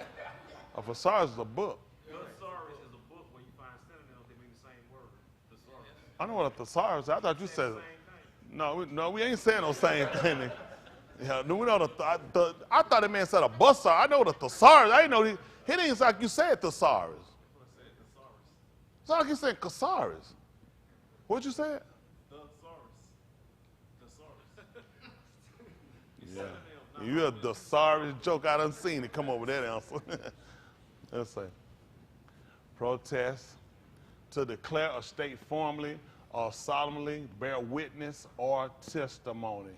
So, two, from the French protester and directly from the Latin protestare. Declare publicly, testify, protest. Appreciate that. And so we'll come and look at it. You got to watch these people, man. But this is where they get you at, though. When you look at the average person that looks up protest, it doesn't come up to say the same thing, unless you go back to etymology. Well, that's why I asked them. That's why we got everybody using. You know what they might want to do is they might want to actually look up use a real dictionary like Merriam-Webster or something. Yeah. When they use Google, a lot of times it's going to show. Google, new modern. Yeah, kind of like what we do, but like if you pull up a dictionary, it's going to show you A different. adjective, noun, every meaning that may show why. Where are we going to get a real dictionary from? Huh? Where are we going to get a real dictionary from? Niggas, No, we don't even own no book. Merriam-Webster.com. Oh, come Merriam-Webster.com. Do Merriam-Webster.com. But it's going to be like a whole, it give you more of a listing of it. It's good to know. Hold on, original sense preserved into protest one's innocence, the meaning. Make a solemn or formal declaration, often in writing. So that's different. They say often in writing because it wasn't in writing. When they just stood here, face and protested. So they're taking their use things. Okay, I got it. So when the translators sat down to write this book, they use words that we don't use this word the same way when we say we're in protest. we usually, when we do a protest, people say, you know what, we need to protest, not in favor of a lot of, but then people do protest in favor of. But typically when we look at protests, we look at people more or less protesting against something. Y'all got it? So because of the way we use things today and the way they wrote things there, we'll tend to see meanings differently then. Y'all got it? So it's good to be able to go and find stuff like that so we can see things are differently. But so the writer who did it for the Greeks, they just put testified to. We'll just clear it up and you had to go back and do a whole lot of looking. Most people know what testify is, right? So different than just using a protest, because typically how will you protest? I say, I'm going to stamp a protest to your face. Right. What are you taking that at? Oh, he's finna inform to give me support. No, you're thinking he's against me. I mean, based on how we use protest. So it's good to have these different avenues. That's what I got y'all for. I'm like, that's what I got y'all for. So that's what we do. So we work. That's it. Whether it was our day, so we preach. So y'all are mine. In the day, we just want to get what's right. So if you're honest, you'll get it. If you ain't, he said, you know what, send them niggas spiraling off somewhere. You like that, Justin? Send them niggas spiraling off somewhere. See that? That's when I made him white and we did, he has no black affiliation whatsoever. He just got her, he painted her black. She got a white heart. Look, she can't dance. She don't have no rhythm. Huh? She don't have no white features? She knows she got them. Uh-oh, look at her. Caution. Jab. Caution like that. He said, read the other one. Read the other one. Come on, let's go back over. What was that? Oh, this ain't Mary Westler, is it? I see him back there just smile and happy to read the neckline, read the neckline. I'm like, what's in the next one? Now he said, look at Mary Westler. But he don't have to do it now. I'm just saying, like, when he look at definition. I want to see it. Okay, so I know the reason why I wanted to pull it, just so we can see, you know, like I said, Google is more modern. But typically, the thing is, that's how most people do things. Google is pretty much the average person access to anything. What you want to do? You try to find something, what you going? Look on Google. So Google has fascinated the minds of people to where, just like Mark Zuckerberg, another crook. These people sit here, I mean, they have. Who you trust them? You look up an address, or you can't quite remember. Google, you get caught on Google, said, Google, you said, there it is, Google got it. They stole you on information. So now when you look up a word, it's quicker. Nobody got time. By the time I type in Marion and misspell Marion Webster, and I spell Webb, you know what I'm saying, with an ED on the end of it, and I messed up that, it's just, man, just going to Google. That's typically how we do it. A solemn declaration of opinion, and usually a dissident, such as a sworn declaration that payment of a note or a bill has been refused, and that all responsible signers or debtors are liable for the resulting loss or damage. A lot of y'all don't want to read that, you're going to jail. Because you know how many bad checks you don't wrote. I don't know how we got to that. Protest, it's a verb, so it's some action involved with it. This is all about paying. Act of rejecting or gestures of disapproval. So it give you all this stuff. And so protest is also a declaration made especially before or while paying that a tax is illegal and that the payment is not voluntary.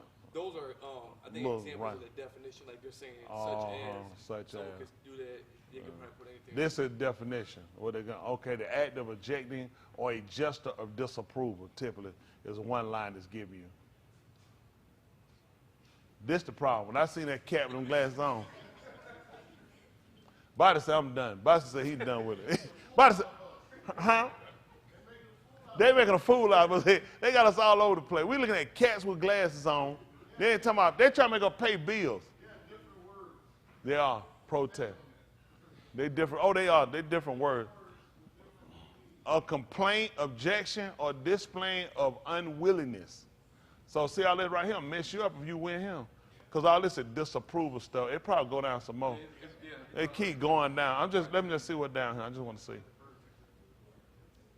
Go to the verb tense, the action of it. That's all the action. If you stand up against your taxes, that's action, and they're going to give you a verb too, called lock you up, nigga. Pay your fare. All right, well, we good. We'll go ahead. We'll go back over to what we had.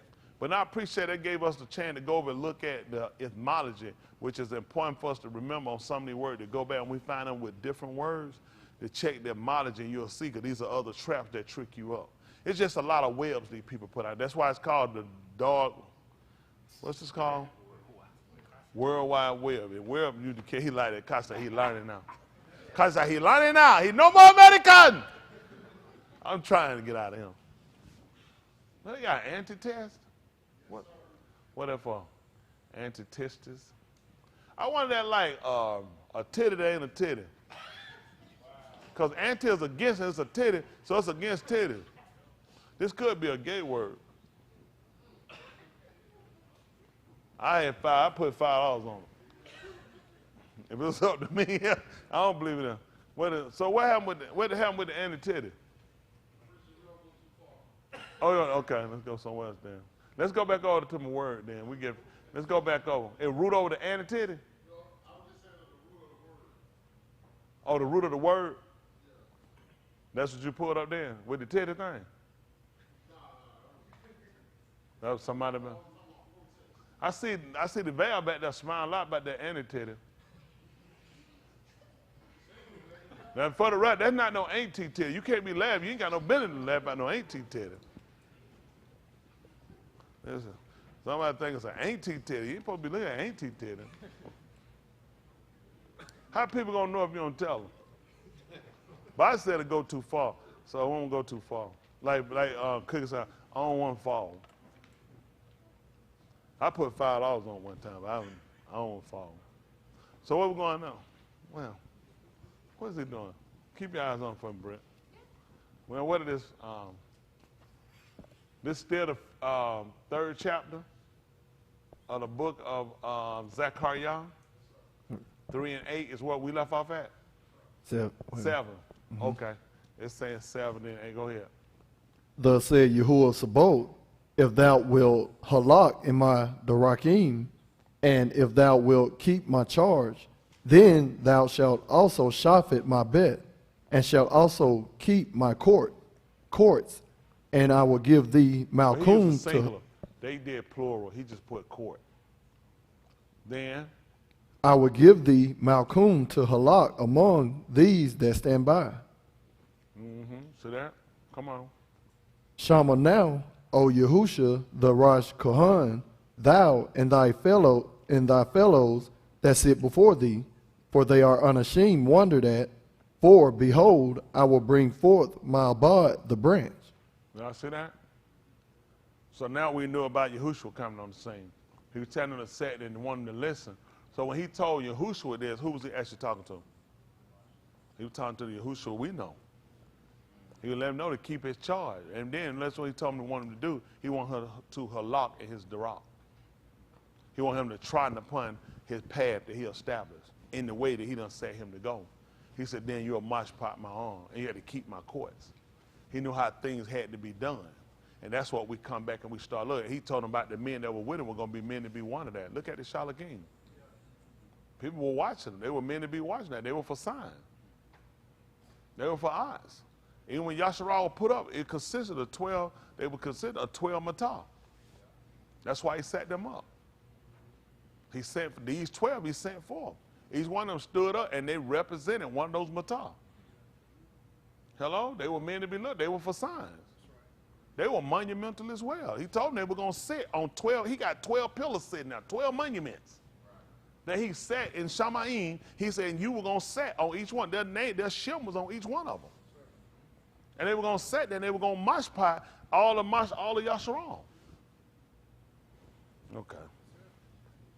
So him keeping him doing played more than just him. He even told him that in the Homeless Guys. Let's see if it makes sense. In the 19th chapter, the book of Matthew 19:20. Say that 19 and 20. I'll try to let y'all go. But my king, seeing where you got that from about how you need to get muscle up, get strong. They go there and do all that old pull up on that bar. They ain't got nothing to do with you getting strong with you.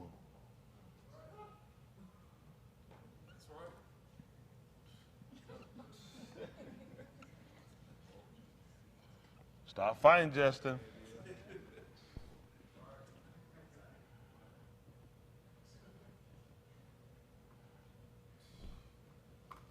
We're going to 23. We're going to 23. No, not 23. Uh-huh. Come on, 23. Then said Yahushua unto his Talmudim, Amen, I say unto you, that a rich ish shall hardly enter into the Malkuth of Shamayim. Listen. And again I say unto you, it is easier for a camel to go through the eye of a needle than for a rich ish to enter into the Malkuth of Elohim. And these folks sent him trying to talk about a needle. I don't know what these folks be coming on. I don't know what these folks got going on.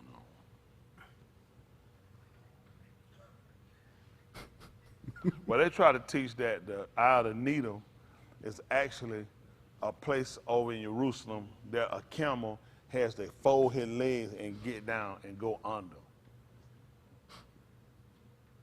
And what they try to teach. But let's do that, Boston, so we just get better clarification, not speculation. It's argumentative. Let's see, is there a place in Jerusalem, the eye of the needle? I'll just type it in now.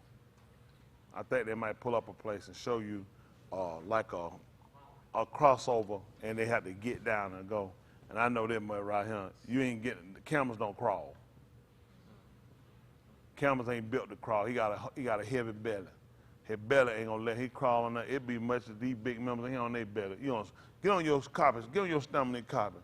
Man, you're gonna be skint up. Man, you're gonna look at the bottom of an orca wheel before it turn bloody. Look at that. Man, how many members I got and go through him? Look at this, they got these folks going through him. Why would a camel try to go through him? The eye of the needle. They trying to say it's in Gaza. They got the camel, look at that, so the camel can go through them. This is what they call this the eye of the needle. Well, they're trying to show the camel getting stuck. And that's why it says it's easier for them to go through than for a rich man to enter in. Virtually try to say it's impossible. So now let me ask y'all this with that. Whether it's through this eye of the needle that they'll use, or whether it's through the eye of a needle that you sew. The thing becomes, is he literally saying everyone with money cannot be saved? He has to be talking about the subject matter on which he was speaking to the young man. The young man kept the Torah. The man did all of this, all of his life.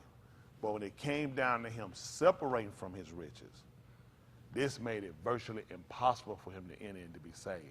So in the speech of him saying it's easier for a camel to go through the eye of a needle, whether it's that eye of the needle, which they're showing a camel stuck can't get through, or whether it's the eye of the needle that's on a sewing. The whole message is to people, and people put this on every rich person. When a person won't do the things that he told them to do, what he told a man to do about taking his goods and giving it to the poor is not far off from when he told her that we were supposed to open our arm wide to him. So it wasn't something he was saying that was outlandish. We were already told that we were supposed to open our arm wide to the poor. We were supposed to do this. Wasn't so when you're saying I keep the Torah, which of it? And he just went through the 10. He let them know this is all you're trying to base it on. You were also taught about how you're supposed to extend yourself to those that had less of you. So this showed where his heart was. He kept what wasn't too expensive for him. Everything he kept, it wasn't a big cost to it. Shabbat didn't put him out. One husband not committing adultery didn't put him out. None of those things put him out. But when it came down to him dispensing out to help other people that were less fortunate, I think it's a little too much. So in that end, referring to a rich person, because you read this, it'll more or less make it like a rich person can't be saved. And yet the people that took Yahushua was Joseph of Arimathea, who was rich. And he went, and this is why these people make sense. Why wouldn't Pelotus look at a man like this? This man had status. The man had money. I listened to this man. This man can pay more taxes. This man can pay for expenditures. If it's a cost associated with getting his body, this man can afford it. So this man played a major part, and he was one of his taught ones. So we know that he's not saying every literal person with money can't be saved. So now it gives you the mindset of to stay poor because you can be saved. A lot of people feel like that part of salvation is staying poor. Hello? So this is why we have to do some work to make sure we get understand. So whether it's that eye of the needle or the eye of the needle on the sewing, either way it go, it was letting you know all this came to prove that man was good. Remember that? Yahushua never told him he lied about none of the Torah. And no doubt, they went over more than 10. But you got to remember, they reduced it down and only gave you 6 of those. They reduced the subject matter. They reduced it down. You got the commandments, you got statutes, you got judgment, you got mashpat. There are a lot of things they didn't tell, but we went over 10 and you only used 6. How I know this conversation wasn't even longer. But when now we get to tell, okay, why I went off on taking what you have and giving it to the poor, we're going over 10. Because these are statutes. Because I'm going over some things I know you hadn't covered this. You haven't done this. And this came to show you when he walked off how sorrowful he was. Why? He said, I got too much stuff. I'm not sharing this with nobody. And he let her know that this right here will keep you out. But how was he going to know that he had a problem with this? He wasn't tested on it. When he's looking at, I keep 10. I do all the other stuff. And that's why I told y'all about us. We got to be tested on all this stuff to see where we at. You can assume you're okay. Why would he think he wasn't okay? Why would he think he was okay? And that's the same thing where you will think you okay until you get tested. Come on, finish this up. Come on. 24 or we're at 25? 25? Yes, sir. God, come on. When the Talmudim heard it, they were exceedingly amazed, saying, who then can be saved? That's what they want to know, who can be saved then. That man done kept all that stuff. Who can be saved? Come on. But Yahushua beheld them and said unto them, You think they were asking that who can be saved, and all they taught about was 6 commandments? 10 commandments. He done kept 10, but he ain't kept none of this one little thing. And I'm now asking who can be saved. I'm asking because that man done kept a lot of stuff that should have got him in. That makes sense. They only taught about 10. They asking who can be saved. From 10 commandments, we going to now who can be saved. You keep 10, and now you want church, and you won't give up all your money. Man, I don't know who can be saved. If he can't be saved, he keep 10, or he do more than 10.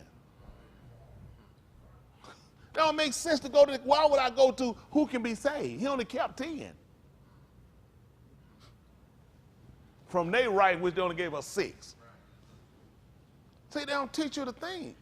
How did they go to them asking him, and Yahushua, beholding, said to them with unashamed, this is impossible, but with Elohim, all things are.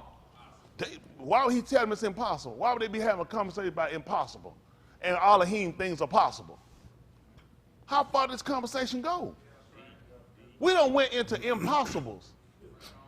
They ever told it. Why Yahushua said, man, that's crazy. This very doable. Why he saying it take Elohim for you to do all this? And all we done had a conversation with about 10 commandments. Well, they said it's impossible to keep 10? It's impossible to keep 6? I don't know too many folk done did better than him. Who can be saved? The brother been keeping it ever since he was a kid. He been keeping, the man I told you, I've been keeping this stuff ever since I was a little kid. Why you shouldn't tell me he's a flat liar? Hey, look at that man can't be saved. Who can be saved? I tell you, that's why we got to really examine ourselves. All right, come on, 27. Uh-huh. We're still at 26. Oh, I'm sorry. Yes, sir. With Anashim, this is impossible, but with Elohim, all things are possible. Okay. Then answered Cuff and said unto him, behold, we have forsaken all and followed thee. What shall we have therefore? What they looking at, man? I gave up everything. What we getting? I gave up everything. They want to know what we getting. They start looking at this thing, man. At some point, you need to question. I'm sitting here watching this man can't be saved, and I jumped up and I gave up everything. Man, what we getting? He been keeping that. You can't pull me from fishing. This boy been keeping this thing his whole life. All he asking, what I lack? Then you get caught up on this right here. And now they start saying, that's tight. Nobody can be saved now. See, the way they're writing and what they're saying is telling me something else going on in the conversation. Because we done went to impossibles. And then he telling me, well, Elohim is possible. So he telling me what all them said in the conversation, a man can't do it. Because he said, well, Elohim, all things are possible. If it's something man can just do, why are we talking about what Elohim is possible? We don't move outside of our ability into his ability. All right, come on. And Yahuah said unto them, Amen, I say unto you, that ye which have followed me in the regeneration, when the Ben of each shall sit on the throne of his kabod, ye also shall sit upon 12 thrones. Mashpah, the 12. Oh, we got to leave Google. Mashpah, the 12 Matah of Yasharal. Said Mashpah. You didn't put ing on it, did you? No, sir. So like you said Mashpotting. I just leave the word like it is. I ain't putting no ing No, on sir. it. Go ahead. And every one that hath forsaken houses, or Akim, or Akuth, or Abba, or Aim, or Ashah, or Benin, or lands for my Shem's sake, shall receive it 100-fold, and shall inherit Alam Kai. So this is important for us because even they wanted to know what they were getting. That's why they were meant to be one of that. These men were set here for as monumental, for us to acknowledge them and what they were doing. And that gave us the unction to have the mind to do something. And listen, and everybody else that forsaken have walked out of that. Some of y'all have left wives. What he said, some of y'all have literally done it. Had to depart with family member, close family member, make some decisions and make some judgment on some things that other people would never do. They would never do it. And never even be asked to do it, simply because they wouldn't do it. It takes a whole lot to be these people. But this is what he let them know. For everybody that did forsake their Akim, their Akuth, or their Abba, or their Aim, or their Ashah, or Isha, or Benim, their children, or lands, for my Shem's sake, shall receive 100-fold and shall possess Kai Alam. Got people gave up their houses. Some of y'all just moved out from somebody. If people literally walked out from their houses, houses they were paying for, left them, foreclosure to come here. He wanted to know, I was already thinking about you. If someone had to give up their wives, I was thinking about you. Y'all didn't do nothing. He didn't already make, you know when this came out? The day y'all left. The day y'all forsook him, that's when he wrote this. This was already written before y'all even thought about doing it. Which means he already had prepared something. A lot of people had to break off from mothers and from wives and from children and a whole lot of it, but it had to be for his Shem's sake. It's because he called the order. When he called the order, we come. That's the difference between the people Elohim and the people that just doing something. A lot of them got to sound, they got to rationalize and try to put it. When Yahuah called the order, you got to come to cadence. You got to stand in attention. You got to wake up Zion and put on your strength. Y'all got it? That's what you got to do. Yahuah did, he forsook his mother. He forsook his brother and them, didn't he? He asked, what did he do? He was up there dying. His mama was down there. What did he do? And what the man do? Well, he said, hold on to her. I'm going to be back in 3 days. Tell that man, they said from that day she went, that became his mother. That ended that for him. So everything he asked y'all to do, what he didn't do? What he didn't do? He had our king. How much rhyme we got when he got a how he went back there and they cooked a big dinner for him and called him a prodigal son when he came back from the grave? That man hung out with them. That's why the book said, although we had known Yahushua after the Basar. He said, not no more. He ain't go back there to his dad to my dad, I want to really be a housing now. I'm not building there with you. I'm building for Yahuah. And you know the problem we got with us? Everybody look at, you supposed to just leave wrong people. How about he left right people?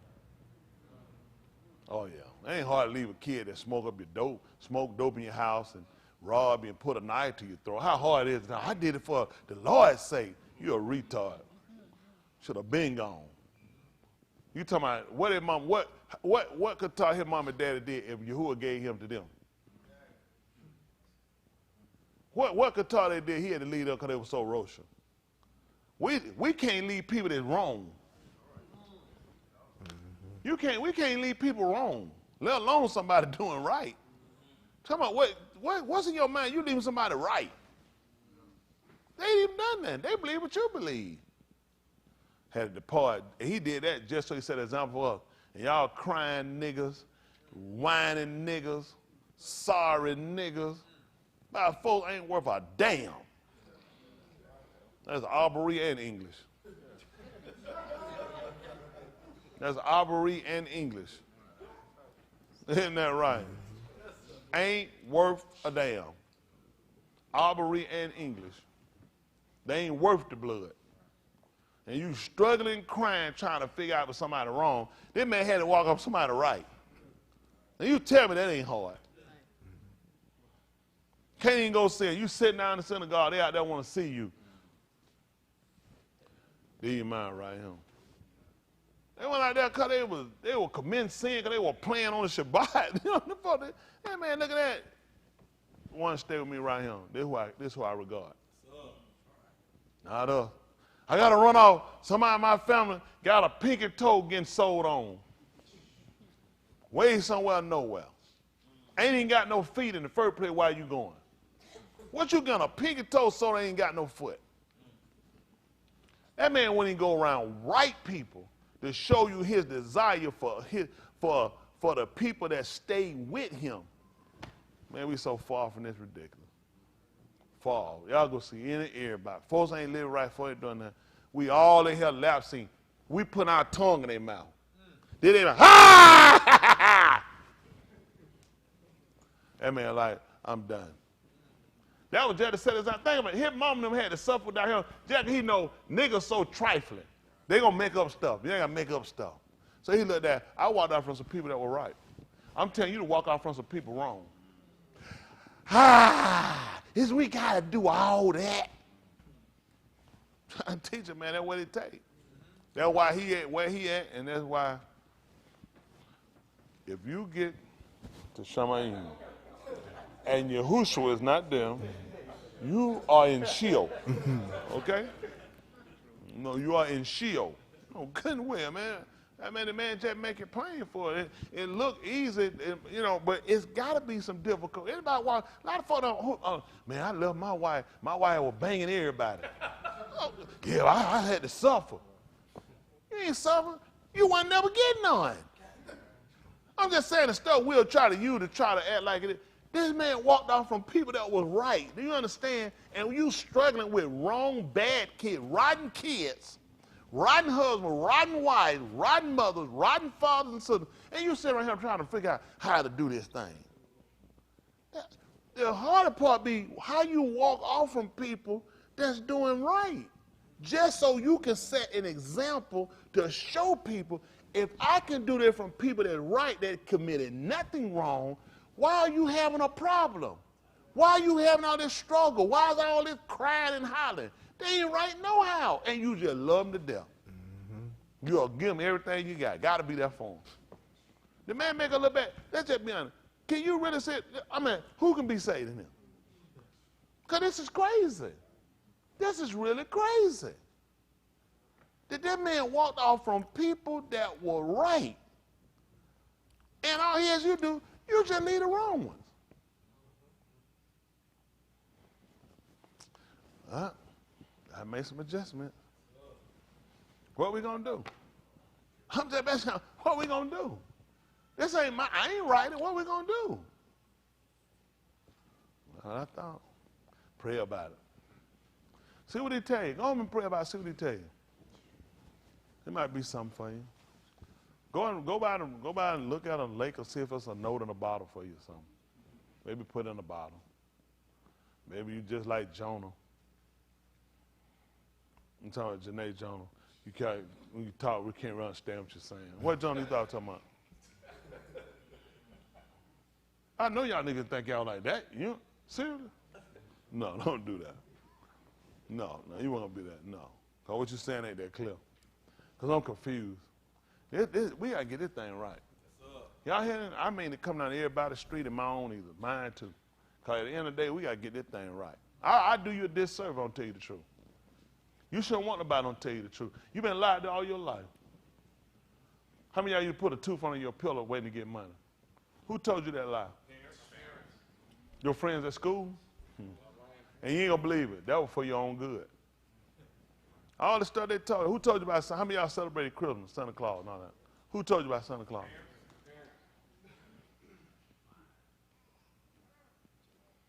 Folk been lying to you a long time. It's hard for you to see yourself cutting off from people. Because you ain't gonna believe why they told that lie. It was for your own good.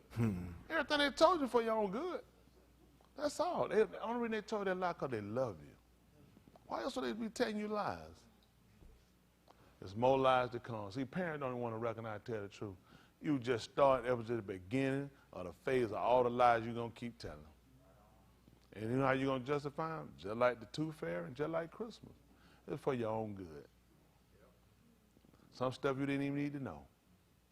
For your own good. I ain't want to tell you because I ain't want to hurt you. For your own good. And these are the people you got a problem with breaking away from. They just lawyers. And now everybody got to come back and reconcile and realize, let's get this thing right. That's why it's hard for it to go, because we keep trying to live on the past. Well, I'm trying to make up something to somebody. Let me tell you something. Only thing I can make it what I do now. Whatever done happened past, I can't go back. If I can go back in a time capsule to change it, I change it.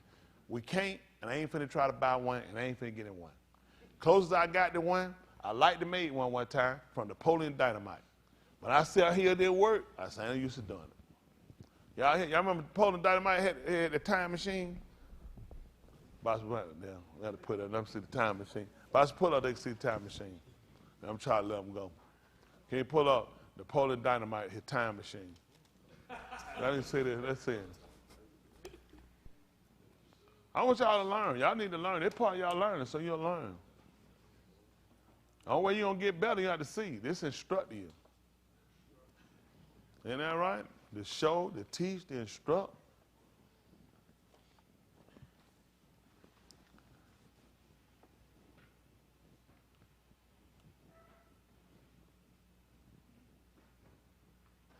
That's it right there, yeah.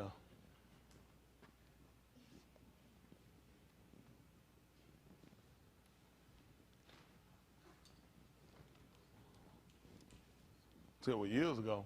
That's why it's a time machine. What's that? They'll take. I got to say what? Fair use. I got to say that. Fair use. Your mama. Fair use. Anybody can use it. Fair use, your mama. All right, come on. Oh, yeah, I want to watch it. We're trying to take these folk back. All my men want to go back in time. For me.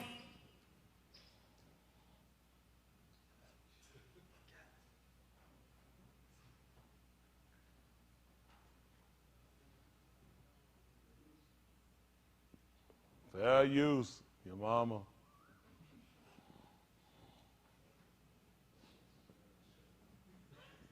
So they'll get us shut down. Hey, listen, they don't let it show. That's going to be on them. Yahuah don't want them to see it. What we teaching ain't for everybody anyway. Believe it or not. I'm telling the door by the close. I know that guy.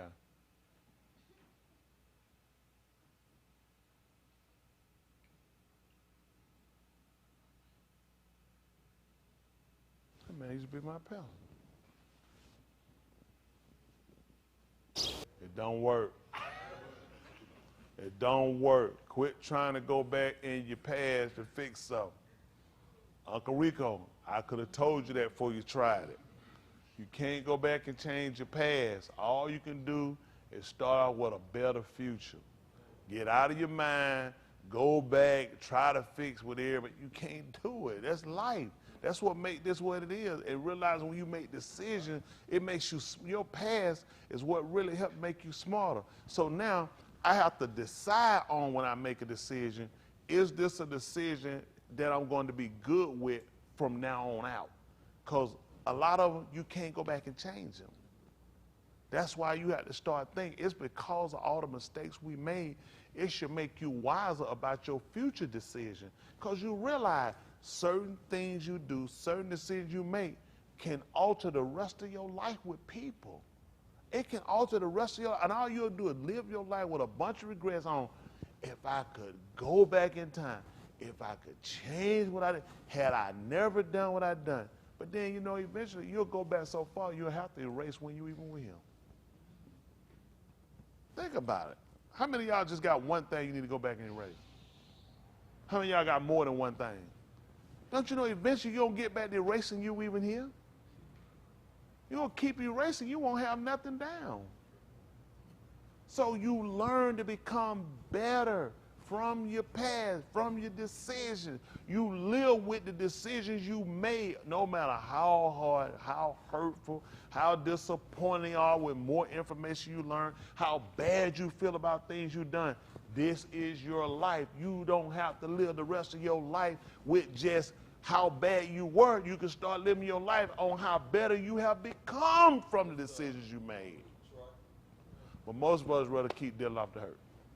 And then you'll look at time will get past you, and you know what you'll be able to forgot to do? Ever start doing anything to erase what you've done? Try to make better. That was my past. Stop letting people trying to hold you to your past. I'm not people, your mama with a clear heart. I don't even hate your mama. I can't, you had to get over it. This is life.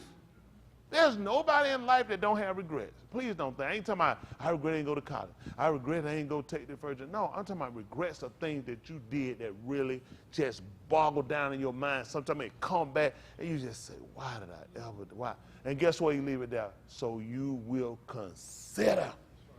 You won't consider no other way. I ain't here because I did all right. I'm here because I did all wrong. I keep trying to do right and stay right to think it's going to right, but you can't. You just got to live your life to get as far as you can away from the wrong you done. That's how you get it back.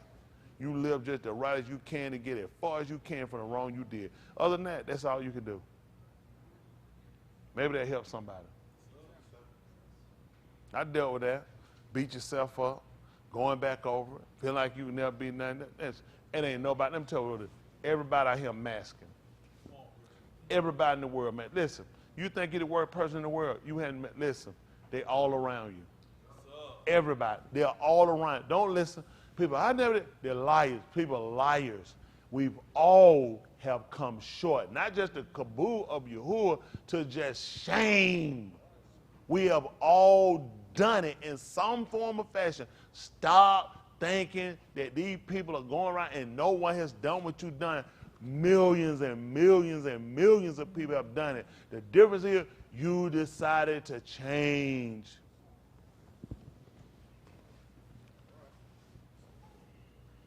Otherwise, you'll be a fool. People not going to tell you. People going to lie. You tell them, oh, I stood up, I did such something for me. So you think, oh, man, I feel bad. I said, they've done it too. They just looking, I ain't got the guts to get up and say it. I'd have never got up and told nobody that. That's what they said. I'd have never told nobody. I carry it to my grave. It's going to come up in the mosh pot. Everything coming up in the mosh pot. Y'all got it? Yeah, that's why they lie and drink and run and get high so they can escape it. We all got a past. Some of our past still our future. You ain't got to let your past be your future. Let it be just that. That's your past. Y'all got it? That's two.